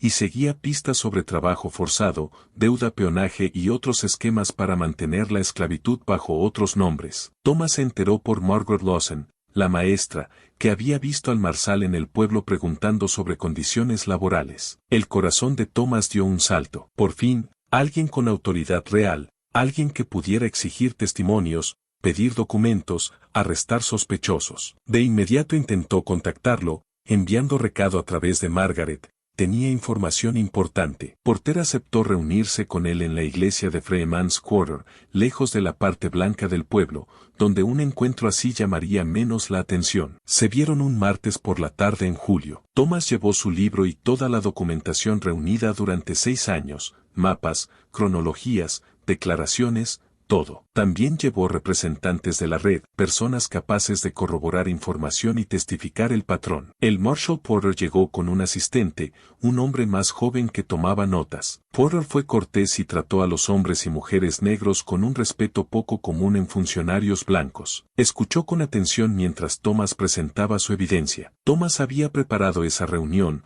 organizando su exposición para que fuera lo más clara y convincente posible. Empezó con las cifras: 46 desapariciones documentadas entre 1865 y 1873, todas de comunidades negras de la región, todas en circunstancias sospechosas. Le mostró el patrón: gente desapareciendo al atardecer, vista por última vez cerca de zonas blancas, dejando dinero y pertenencias, sin señales de planear irse. Le presentó la cronología con agrupaciones que sugerían cosechas periódicas de víctimas. Compartió los testimonios, el relato de Louise sobre conversaciones escuchadas, el informe de Jackson Price sobre ofertas de trabajo sospechosas y las observaciones de Robert Gill sobre cajones cargados de noche. Identificó a los sospechosos: Tucker Harland, el señor Henderson, el señor Yates, el señor Phillips y, crucialmente, el sheriff William Parrish. Explicó su teoría de cómo operaba la red: captura,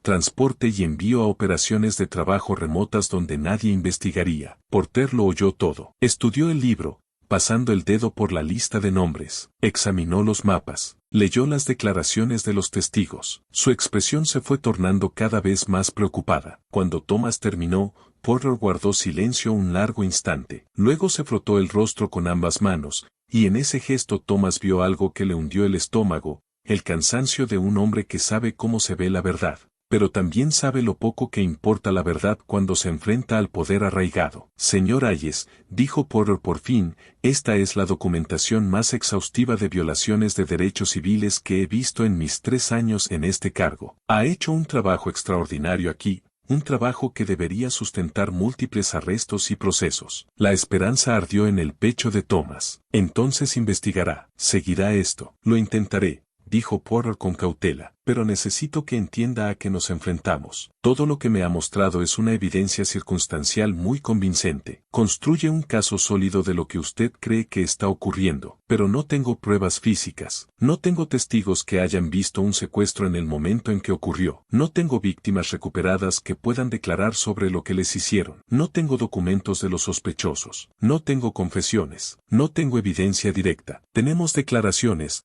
protestó Mark Schwab. Tenemos gente que escuchó conversaciones, relatos de segunda mano, lo interrumpió Porter con suavidad. Oídas, útiles para establecer causa probable, pero difíciles para sostener un enjuiciamiento. Y las personas a las que están acusando son hombres ricos y poderosos, con conexiones por todo el estado. El señor Henderson está en la Junta del Condado. El señor Yates tiene parientes en la legislatura estatal. Tucker Harland hace negocios con la mitad de las familias influyentes de Georgia. ¿Y el sheriff Parrish?, preguntó Thomas, con la voz dura. Ese es el mayor problema, admitió Porter. Se supone que las fuerzas del orden locales sean mis socios en estas investigaciones. Si el propio sheriff es cómplice, como usted cree, entonces estoy luchando contra el mismo sistema a través del cual debería trabajar. Cualquier investigación que abra, Paris la sabrá de inmediato. Cualquier testigo que entreviste, conocerá su nombre. Cualquier evidencia que reúna, tendrá la oportunidad de interferir. Entonces son intocables,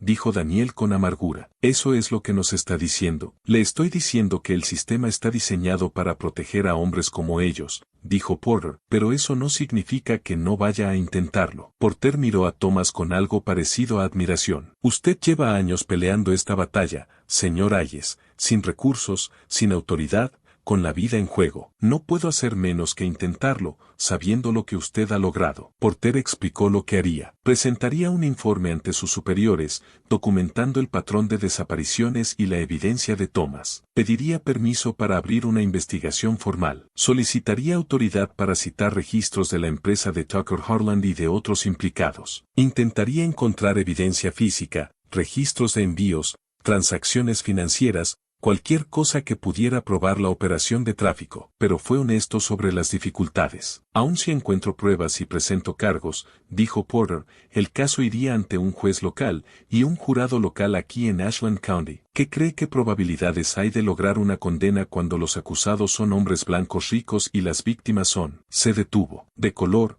completó Thomas. Puede decirlo. Sabemos lo que somos a los ojos de la ley. La expresión de Porter se tensó con dolor. Ojalá pudiera decirle que la ley trata a todos por igual, pero usted sabe mejor que yo que no es así. Lo que sí puedo prometerle es que pelearé por ustedes. Haré todo lo que esté a mi alcance para llevar a estos hombres ante la justicia. Antes de irse, Porter preguntó por el intento de asesinato contra Thomas, señalando las quemaduras aún visibles en sus brazos. Thomas relató la noche en que incendiaron su cabaña, a los hombres esperando afuera y la ausencia total de cualquier respuesta oficial. ¿Informó esto a alguien?, preguntó Porter. ¿A quién?, respondió Thomas. Al sheriff que probablemente está metido, a las autoridades federales que no estaban aquí. Porter lo anotó todo. Esto es intento de asesinato. Es un delito federal. Puedo seguir esto incluso sin cooperación local. Pero ambos sabían lo improbable que era que alguien fuera procesado por quemar la cabaña de un liberto, sobre todo cuando ningún testigo local declararía contra atacantes blancos. El Marshal Porter se marchó de Ashland County 3 días después, prometiendo volver una vez recibiera instrucciones de sus superiores. Thomas lo vio partir, queriendo tener esperanza, pero sabiendo más. Había vivido demasiado, visto demasiado, como para creer que las promesas de las autoridades necesariamente se convertirían en hechos. Pasaron 6 semanas. Thomas no supo nada. La red continuó su trabajo y, durante ese tiempo, documentaron 2 desapariciones más, una mujer de una comunidad en Burke County y un adolescente de un asentamiento cerca de Augusta. Por fin, en septiembre, Thomas recibió noticias de Porter mediante una carta entregada por Margaret Lawson. El Marshal había presentado su informe. Sus superiores lo habían revisado. Coincidían en que las circunstancias eran inquietantes y merecían investigación. Pero siempre había un pero. Los recursos eran limitados. Los esfuerzos federales de la reconstrucción se estaban debilitando a medida que la voluntad política en Washington se desmoronaba. Al Marshal Porter lo reasignaron para centrarse en casos más claros, donde ya existía evidencia directa. Lo apartaban de investigaciones rutinarias como la de Thomas para atender incidentes de alto perfil que habían atraído atención periodística. La carta era disculpándose. Porter había incluido el libro completo de Thomas en su informe. Ahora formaba parte del registro oficial federal, preservado en algún archivo de Washington. Las desapariciones quedaban documentadas y reconocidas, al menos en papel, pero no habría una investigación formal. No se presentarían cargos. No habría arrestos. Lamento no haber podido entregar justicia, concluía la carta de Porter. Pero por favor sepa que su trabajo importa. Ha creado un registro que sobrevivirá incluso si ahora no se hace nada con él. Las generaciones futuras sabrán lo que ocurrió aquí. Puede que eso no parezca suficiente, pero es más de lo que la mayoría de las víctimas de la injusticia recibe jamás. Thomas leyó la carta 3 veces, luego la dobló con cuidado y la guardó en su libro. Entendió lo que Porter estaba diciendo en realidad. El gobierno federal estaba abandonando a los libertos a su suerte. La protección, mínima desde el principio, se estaba evaporando por completo. Para 1874, las tropas federales se habían retirado de la mayor parte de Georgia. El servicio de Marshall se redujo a un esqueleto. La aplicación de las leyes de derechos civiles se volvió prácticamente inexistente. Los hombres que Thomas había señalado como traficantes de seres humanos siguieron con su negocio sin interferencia, y las desapariciones continuaron. Freeman's Quarter y la red tenían sus protocolos de protección, y esos protocolos eran eficaces para sus propias comunidades. Pero la gente en otros lugares, personas sin organización ni documentación, siguió desapareciendo. Thomas se enteraba por la red, intentaba registrarlos y los añadía a su libro, aunque nunca los hubiera conocido, aunque lo único que tuviera fueran reportes de segunda mano. Para finales de 1875, el libro de Thomas contenía 63 nombres. 63 personas desaparecidas en circunstancias sospechosas durante los 9 años desde la derrota de la Confederación. 63 personas que habían probado la libertad solo para que se la arrebataran de nuevo. Thomas tenía 75 años ahora, y su cuerpo le fallaba de maneras imposibles de ignorar. Las manos le temblaban tanto que escribir era un suplicio. La vista se le había deteriorado al punto de apenas poder ver la página, incluso con luz fuerte. Y su corazón, Según le dijo el médico en Ashland Proper, cuando Thomas juntó suficiente dinero para verlo, era débil e irregular. Quizá le quedaba un año, quizá menos. Necesitaba prepararse para lo que viniera después de él. Thomas Hayes pasó sus últimos meses asegurándose de que el trabajo continuara. Entrenó a Daniel de forma intensiva en el sistema de documentación, enseñándole a entrevistar testigos, a verificar información, a organizar registros. Daniel, ahora con 41 años, aceptó la responsabilidad con la misma determinación silenciosa que siempre había mostrado su padre. Thomas también hizo copias de las partes más importantes de su libro, copiando páginas duplicadas con paciencia extrema pese al dolor en las manos. Repartió esas copias entre miembros de confianza de la red, asegurándose de que, si un libro era destruido, otros sobrevivieran. Escribió instrucciones detalladas para continuar la documentación, incluida una lista de personas en Ashland County en las que se podía confiar para aportar información y personas a las que había que evitar. Creó una guía para formar nuevos registradores, explicando los métodos que había desarrollado durante casi una década de trabajo. En noviembre de 1875, Thomas organizó lo que sería su última reunión de la red. Representantes de 11 comunidades asistieron, reuniéndose en la iglesia de Freeman's Quarter. Thomas se colocó al frente, más pequeño y frágil que antes, la voz débil, pero las palabras claras. No estaré aquí mucho más, dijo, y cuando algunos empezaron a protestar, levantó una mano. Está bien, he vivido 75 años, más de lo que jamás esperé durante la esclavitud. He sido libre 10 de esos años. He visto a mi nieta crecer conociendo la libertad desde el nacimiento. Eso es suficiente. Hizo una pausa, reuniendo fuerzas. Pero este trabajo, documentar lo que le están haciendo a nuestra gente, no puede terminar conmigo. Es demasiado importante. Los hombres que nos roban, nos venden, nos devuelven a la esclavitud con otros nombres, cuentan con que estemos demasiado asustados o demasiado débiles para resistir. Cuentan con que a nadie le importe, con que nadie recuerde, con que nadie dé testimonio. Recordaremos, dijo Marcus Webb con firmeza. Cada comunidad aquí seguirá documentando. Mantendremos activa la red. Hagan más que documentar, insistió Thomas. Protéjanse entre ustedes. Compartan información. No permitan que nadie quede aislado o vulnerable. Y algún día, cuando alguien con poder decida por fin preocuparse, asegúrense de que tenga pruebas. Asegúrense de que tenga nombres, fechas y circunstancias. Asegúrense de que no puedan fingir que esto no pasó. Miró los rostros que lo observaban, gente de todas las edades, sobrevivientes de la esclavitud y niños nacidos en libertad, unidos por la determinación de resistir la opresión en cualquier forma que tomara. Puede que nunca veamos justicia, dijo Thomas. Puede que los responsables nunca enfrenten consecuencias, pero podemos negarles la victoria final. Podemos negarnos a ser olvidados. Podemos insistir en que nuestras vidas importan, que nuestros desaparecidos importan, que los crímenes contra nosotros son reales, terribles e injustos. Eso significa dar testimonio. Para eso es este trabajo. La reunión terminó con oración y una convivencia silenciosa. Thomas sintió un cansancio profundo, pero también algo parecido a la paz. Había hecho lo que podía. El resto quedaría en manos de otros. Thomas Hayes murió dormido el 19 de enero de 1876 en un rincón de la cabaña de Daniel, donde vivía desde que su propia casa había sido incendiada. Su nieta Ruth, ahora de 8 años, fue la primera en notar que su abuelo no respiraba, que los ronquidos suaves que solían acompañar su sueño ya no estaban. Daniel se quedó de pie sobre el cuerpo de su padre y lloró, por el hombre que sobrevivió tanto, por el trabajo que consumió la última década de su vida,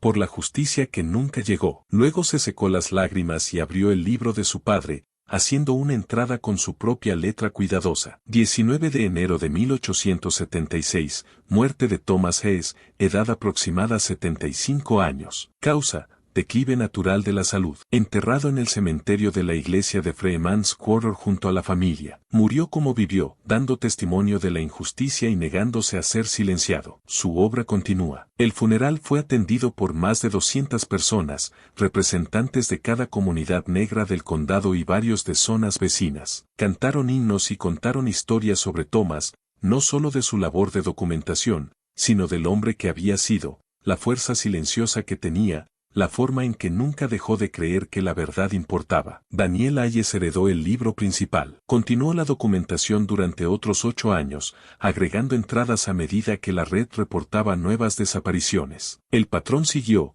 aunque la frecuencia disminuyó, quizá porque los traficantes se volvieron más cuidadosos, quizá porque las estrategias de protección funcionaban, quizá porque los más vulnerables ya habían sido tomados. Las entradas de Daniel eran breves y directas, sin el detalle narrativo de su padre, pero manteniendo el registro esencial. 2 de marzo de 1876, Marcus Webb, 51 años, desaparecido en Burke County, visto por última vez al salir del trabajo en un campamento de Trementina, pertenencias encontradas intactas. Ninguna investigación oficial. 15 de agosto de 1876, Hannah Price, 22 años, desaparecida en Ashland County, vista por última vez aceptando un viaje de un empleador blanco, nunca llegó a casa. Ninguna investigación oficial. 10 de febrero de 1877, Saman Foster, 34 años, desaparecido en Jefferson County. Circunstancias sospechosas. Ninguna investigación oficial. Y así siguieron las entradas,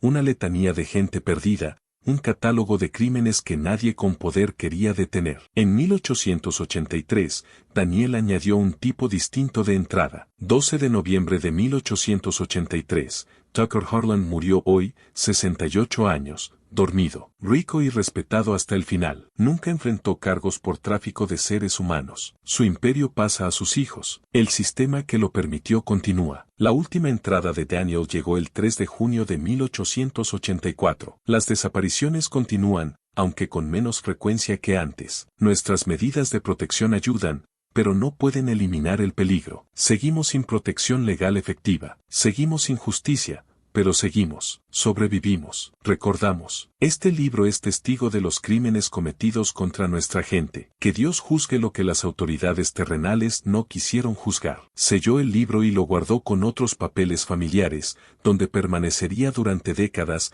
transmitido de generación en generación dentro de la familia Hayes, preservado, pero casi nunca examinado. En los años posteriores a la muerte de Thomas Hess y a la última entrada de Daniel, Freeman's Quarter fue decayendo poco a poco. El optimismo inmediato de la posguerra se había desvanecido hacía tiempo, reemplazado por la realidad sombría de Jim Crow. Los derechos prometidos fueron arrebatados mediante maniobras legales e intimidación violenta. El gobierno federal, que por un breve tiempo había ofrecido protección, abandonó a los libertos a merced de las mismas estructuras de poder que los habían esclavizado. Algunas familias de Freeman's Quarter se marcharon durante la Gran Migración, yendo al norte hacia Chicago, Detroit, Filadelfia, buscando oportunidades y seguridad que Georgia no podía ofrecer. Otras se quedaron, pero quedaron atrapadas en un ciclo de aparcería y peonaje por deudas que funcionaba como esclavitud con otra terminología. La iglesia que había sido el centro de la vida comunitaria se deterioró a medida que la congregación se reducía. La escuela que Margaret Lawson había iniciado cerró cuando ella murió en 1889, y no se encontró a nadie que la reemplazara. La red de comunidades negras que Thomas había organizado se disolvió conforme la gente se dispersaba o moría. Los protocolos de protección se olvidaron cuando nuevas generaciones crecieron sin entender por qué habían sido necesarios. El sheriff William Parrish ocupó el cargo hasta su muerte en 1891. El periódico local lo elogió como un pilar de la comunidad y un defensor firme de la ley y el orden en tiempos difíciles. Nunca se mencionó su papel en las desapariciones, jamás fue investigado, jamás reconocido. El imperio empresarial de Tucker Harlan siguió prosperando. Sus hijos ampliaron las operaciones, compraron más tierra, dirigieron más cuadrillas madereras, enviaron más carga río abajo por el Ocalgee River. Los cajones marcados como equipo de minería continuaron cargándose por la noche y enviándose a destinos lejanos. Si alguien sospechaba que más podía ir en esos envíos, guardó la sospecha para sí. La historia oficial de Ashland County durante la reconstrucción la escribieron historiadores blancos que la describieron como una etapa de ajuste difícil e interferencia externa. No había mención de desaparecidos, ni de tráfico continuo de seres humanos, ni de Thomas Hess ni de sus años de documentación. Cuando se actualizaron los registros censales, los desaparecidos simplemente no fueron contados. Su ausencia se explicó como migración, muerte por causas naturales o error administrativo. Los censistas no indagaban en las circunstancias de personas desaparecidas en comunidades negras. ¿Por qué lo harían? Esas vidas nunca se consideraron lo bastante importantes como para registrarlas con precisión. Para 1900, la población de Freeman's Quarter había bajado a menos de 20 personas, en su mayoría ancianos sin otro lugar a donde ir. Las cabañas se caían, los huertos se llenaban de maleza, los caminos apenas eran transitables. Para 1920, estaba completamente abandonado, la pequeña iglesia y las casas dispersas quedaron a merced del tiempo, deshaciéndose de vuelta en la arcilla roja que a regañadientes lo sostuvo durante una generación. La comunidad física desapareció, pero el libro sobrevivió. Pasó de Daniel Hess a su hija Ruth, que lo guardó sin comprender del todo su significado. Ruth se lo pasó a su hijo, Thomas S. Morrison, llamado así por su bisabuelo, que lo guardó en un ático junto con otros recuerdos familiares. La verdad se convirtió en lo que siempre había sido, algo conocido por quienes no tenían poder, ignorado por quienes sí lo tenían, y lentamente borrado por el paso del tiempo y la comodidad de olvidar. Durante 87 años, de 1876 a 1963, el libro de Thomas Hess permaneció en áticos y cajas, visto de vez en cuando por familiares que lo hojeaban, notaban la letra meticulosa, quizás sentían tristeza por los nombres de los desaparecidos, pero nunca sabían del todo qué hacer con aquello. La historia era demasiado terrible, la injusticia demasiado total, la falta de cierre demasiado frustrante. Era más fácil no pensar en ello, dejarlo como un objeto familiar de significado confuso, seguir adelante en vez de quedarse mirando horrores que no podían cambiarse. Pero preservar también es una forma de resistencia. La familia guardó el libro, lo protegió, lo mantuvo intacto, incluso cuando no entendía del todo por qué importaba. Algún instinto, alguna lealtad hacia el bisabuelo o el abuelo que lo había escrito, hizo que lo conservaran en vez de tirarlo. Y así sobrevivió, esperando a alguien que comprendiera su valor. Patricia Cobb tenía 26 años en 1963, era estudiante de posgrado en Emory University en Atlanta, y trabajaba en su tesis sobre comunidades afroamericanas en la Georgia posterior a la Guerra Civil. Era nieta de aparceros y la primera de su familia en ir a la universidad, impulsada por la necesidad de recuperar historias que la versión oficial había borrado o ignorado. Llevaba 2 años recorriendo Georgia, entrevistando a ancianos negros y reuniendo historias orales antes de que esa generación desapareciera. Estaba documentando la experiencia real de la libertad, lo que significó, lo que costó, qué sueños permitió o destruyó. En septiembre de 1963 llegó a un pueblo pequeño llamado Millbrook, a unas 40 millas de donde había estado Ashland County antes de que redibujaran los límites en los años 1920. Le habían dado el nombre de una mujer llamada Anna Hess Morrison, de 91 años, con vínculos familiares con la zona y posiblemente historias que contar. Anna vivía con su hija en una casa pequeña con un huerto bien cuidado. Conservaba la lucidez pese a la edad.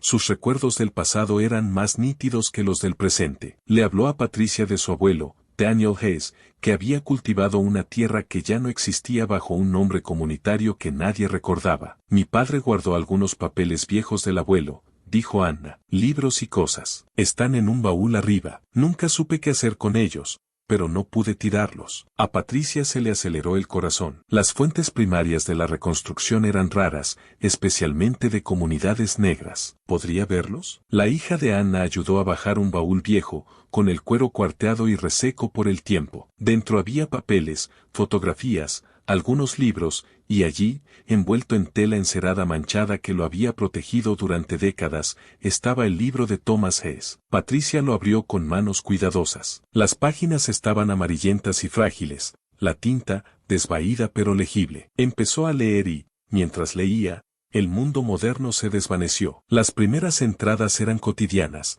nacimientos, muertes, matrimonios, arreglos de tierras. Pero luego llegó el 27 de octubre de 1867 y la entrada sobre la desaparición de Benjamin Porter, luego Astor Vaughan, luego James Holloway, y después más y más, la documentación metódica de Thomas sobre personas que se esfumaban, sus intentos de investigar y la indiferencia total de las autoridades. Patricia leyó sobre las medidas de protección, sobre la red creada para registrar desapariciones en todo el condado, sobre la teoría de Thomas de que el tráfico de libertos continuaba en secreto, sobre el intento de asesinato contra él, sobre la investigación fallida del Marshal Porter, sobre cómo Daniel continuó el trabajo. Leyó durante horas, casi sin respirar, consciente de que sostenía algo extraordinario. Aquello no era solo un documento histórico, era una ventana a crímenes sistemáticos nunca reconocidos oficialmente, y mucho menos investigados o juzgados. ¿Puedo llevármelo prestado?, le preguntó Patricia a Anna. Prometo cuidarlo muy bien,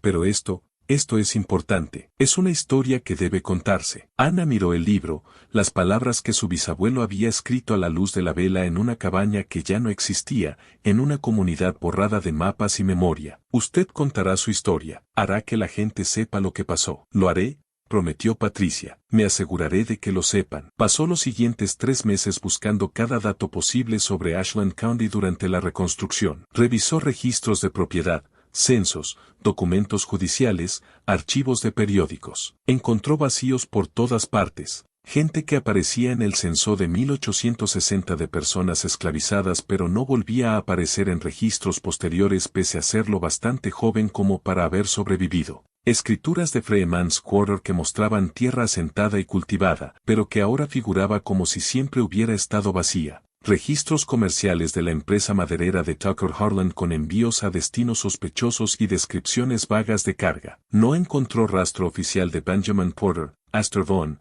James Holloway, Mary Tucker, Joseph King, ni de ninguno de los otros 63 nombres. Habían desaparecido de los registros oficiales con la misma completitud con la que desaparecieron de la vida. No halló registro alguno de investigaciones por desaparecidos, ni informes policiales, ni pesquisas del sheriff, ni artículos sobre desapariciones misteriosas. Nada. La única prueba de que había ocurrido era el libro de Thomas Hess y las historias orales de descendientes que habían oído hablar de gente que se fue y nunca volvió. Patricia Cobb terminó su tesis en 1965. Incluyó un capítulo sobre Thomas Hess y las desapariciones en Ashland County, documentándolo todo con cuidado. Su trabajo era sólido, convincente y meticulosamente sustentado. Expuso la evidencia de un tráfico sistemático de libertos durante la reconstrucción, la complicidad de autoridades locales y el abandono federal de la gente a la que había prometido proteger. Su tesis fue aprobada con honores. Sus profesores elogiaron su investigación,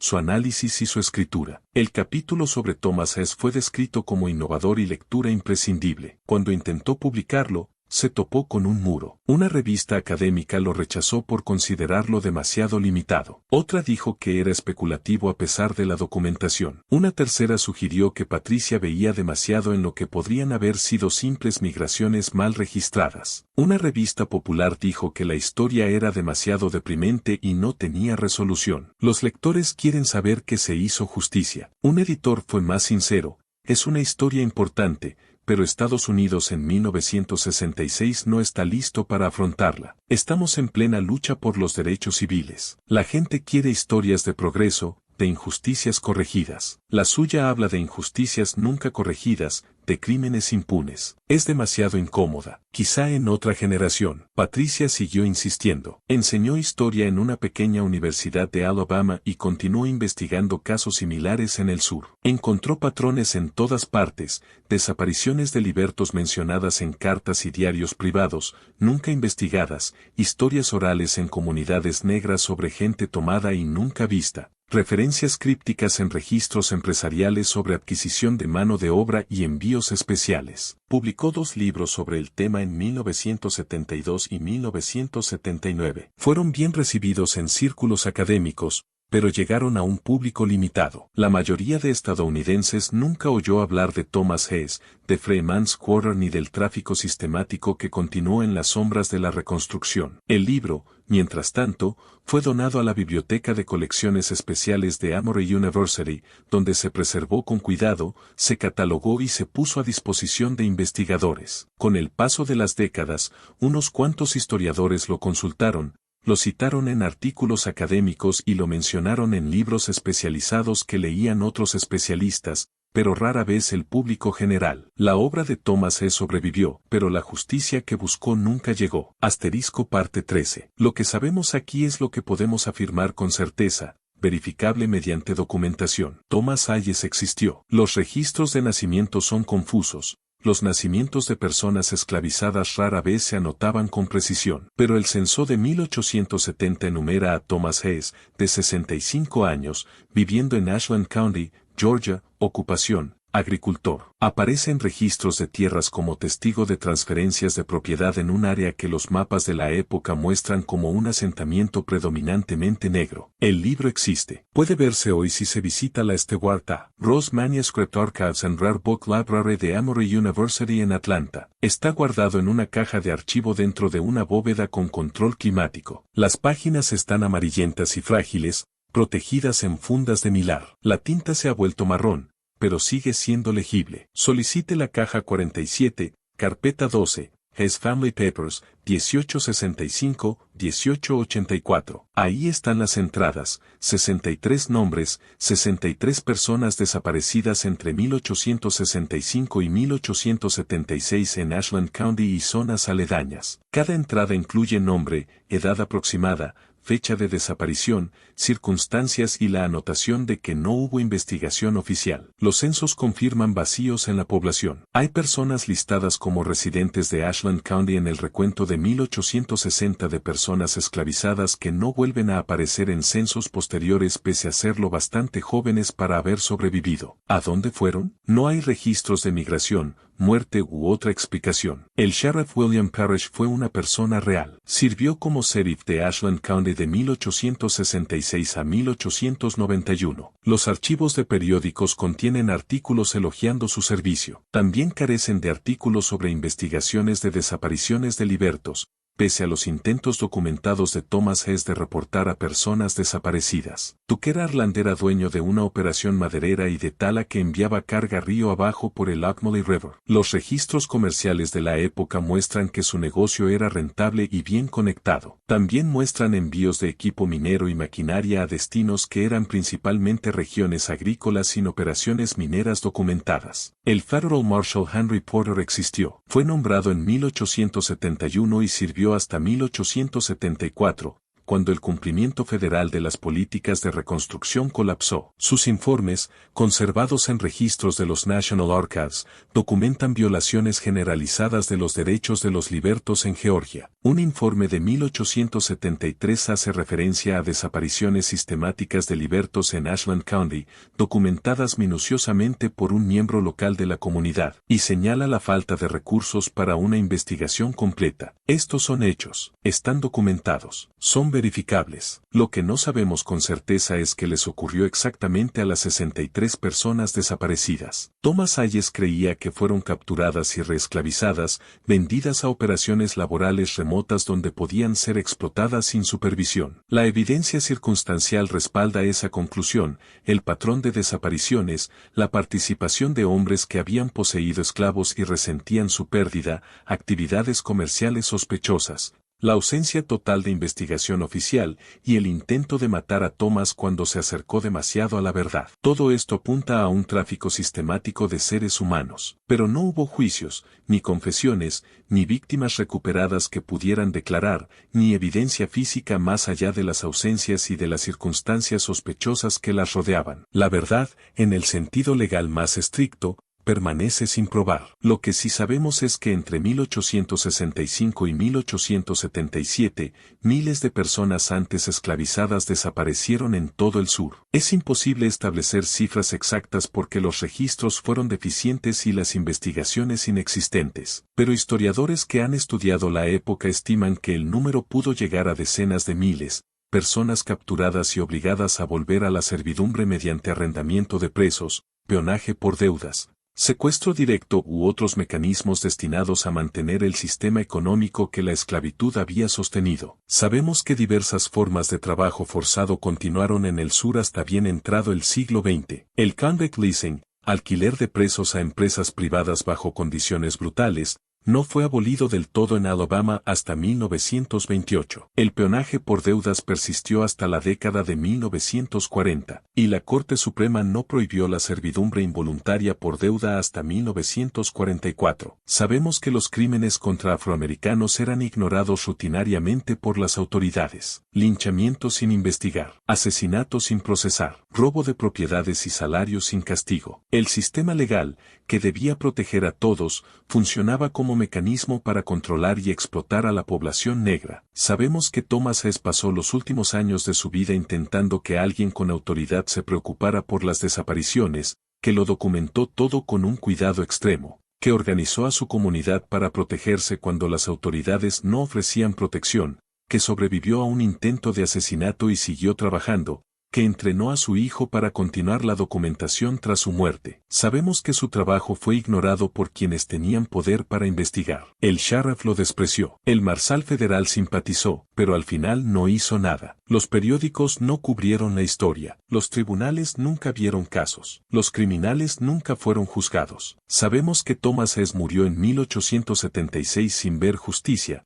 que los hombres a los que señaló vivieron vidas largas y prósperas sin enfrentar consecuencias, que el tráfico probablemente continuó durante años después, que la comunidad que ayudó a proteger se desintegró lentamente bajo el peso de la opresión y la desesperanza. Sabemos que su libro sobrevivió porque su familia lo preservó, transmitiéndolo de generación en generación hasta que alguien entendió su valor. Sabemos que Patricia Cobb luchó durante años para meter la historia de Thomas Hess en el registro histórico, enfrentándose a editores que la consideraban demasiado incómoda, demasiado sin resolución, demasiado desafiante para la narrativa de progreso inevitable. Sabemos que incluso hoy, más de 150 años después, la mayoría de estadounidenses nunca ha oído hablar de Thomas Hess ni de los desaparecidos de Ashland County. La última página del libro de Thomas Hess contiene una sola frase escrita por Daniel Hess, fechada el 3 de junio de 1884. Mi padre creía que algún día alguien se preocuparía lo suficiente como para buscar justicia. Rezo a Dios que no se equivocara, aunque temo que sí. Que Thomas Hess tuviera razón o no depende de lo que decidamos hacer con historias como la suya, si las examinamos con honestidad o dejamos que permanezcan ocultas,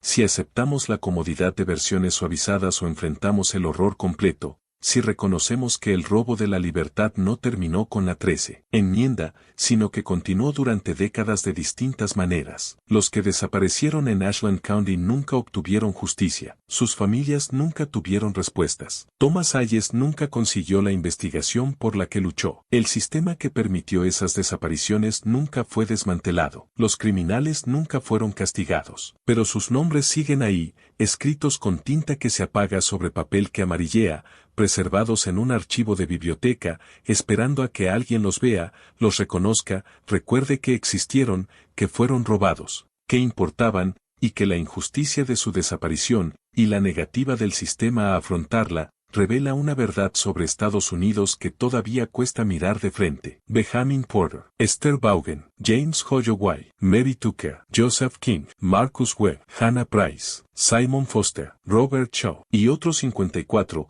cuyos nombres Thomas Hess anotó con cuidado porque entendía que ser olvidado es la injusticia final, el borrado definitivo. Existieron, fueron libres, los tomaron, nadie con poder intentó ayudarlos. Eso es lo que sabemos. El resto es silencio, el silencio de registros oficiales que nunca reconocieron los crímenes, el silencio de periódicos que nunca reportaron las desapariciones, el silencio de tribunales que nunca oyeron los casos. El silencio de una sociedad a la que le resultó más fácil apartar la mirada que enfrentar la verdad. Thomas Hayes se negó a ese silencio. Escribió los nombres, documentó los crímenes, dio testimonio cuando nadie más lo haría. Su libro sigue existiendo, los nombres siguen ahí. La pregunta es si a alguien le importa lo suficiente recordarlos, honrar el trabajo de Thomas Hess, reconocer la injusticia que nunca se abordó. Si elegimos silencio o memoria, eso depende de nosotros. Gracias por mirar.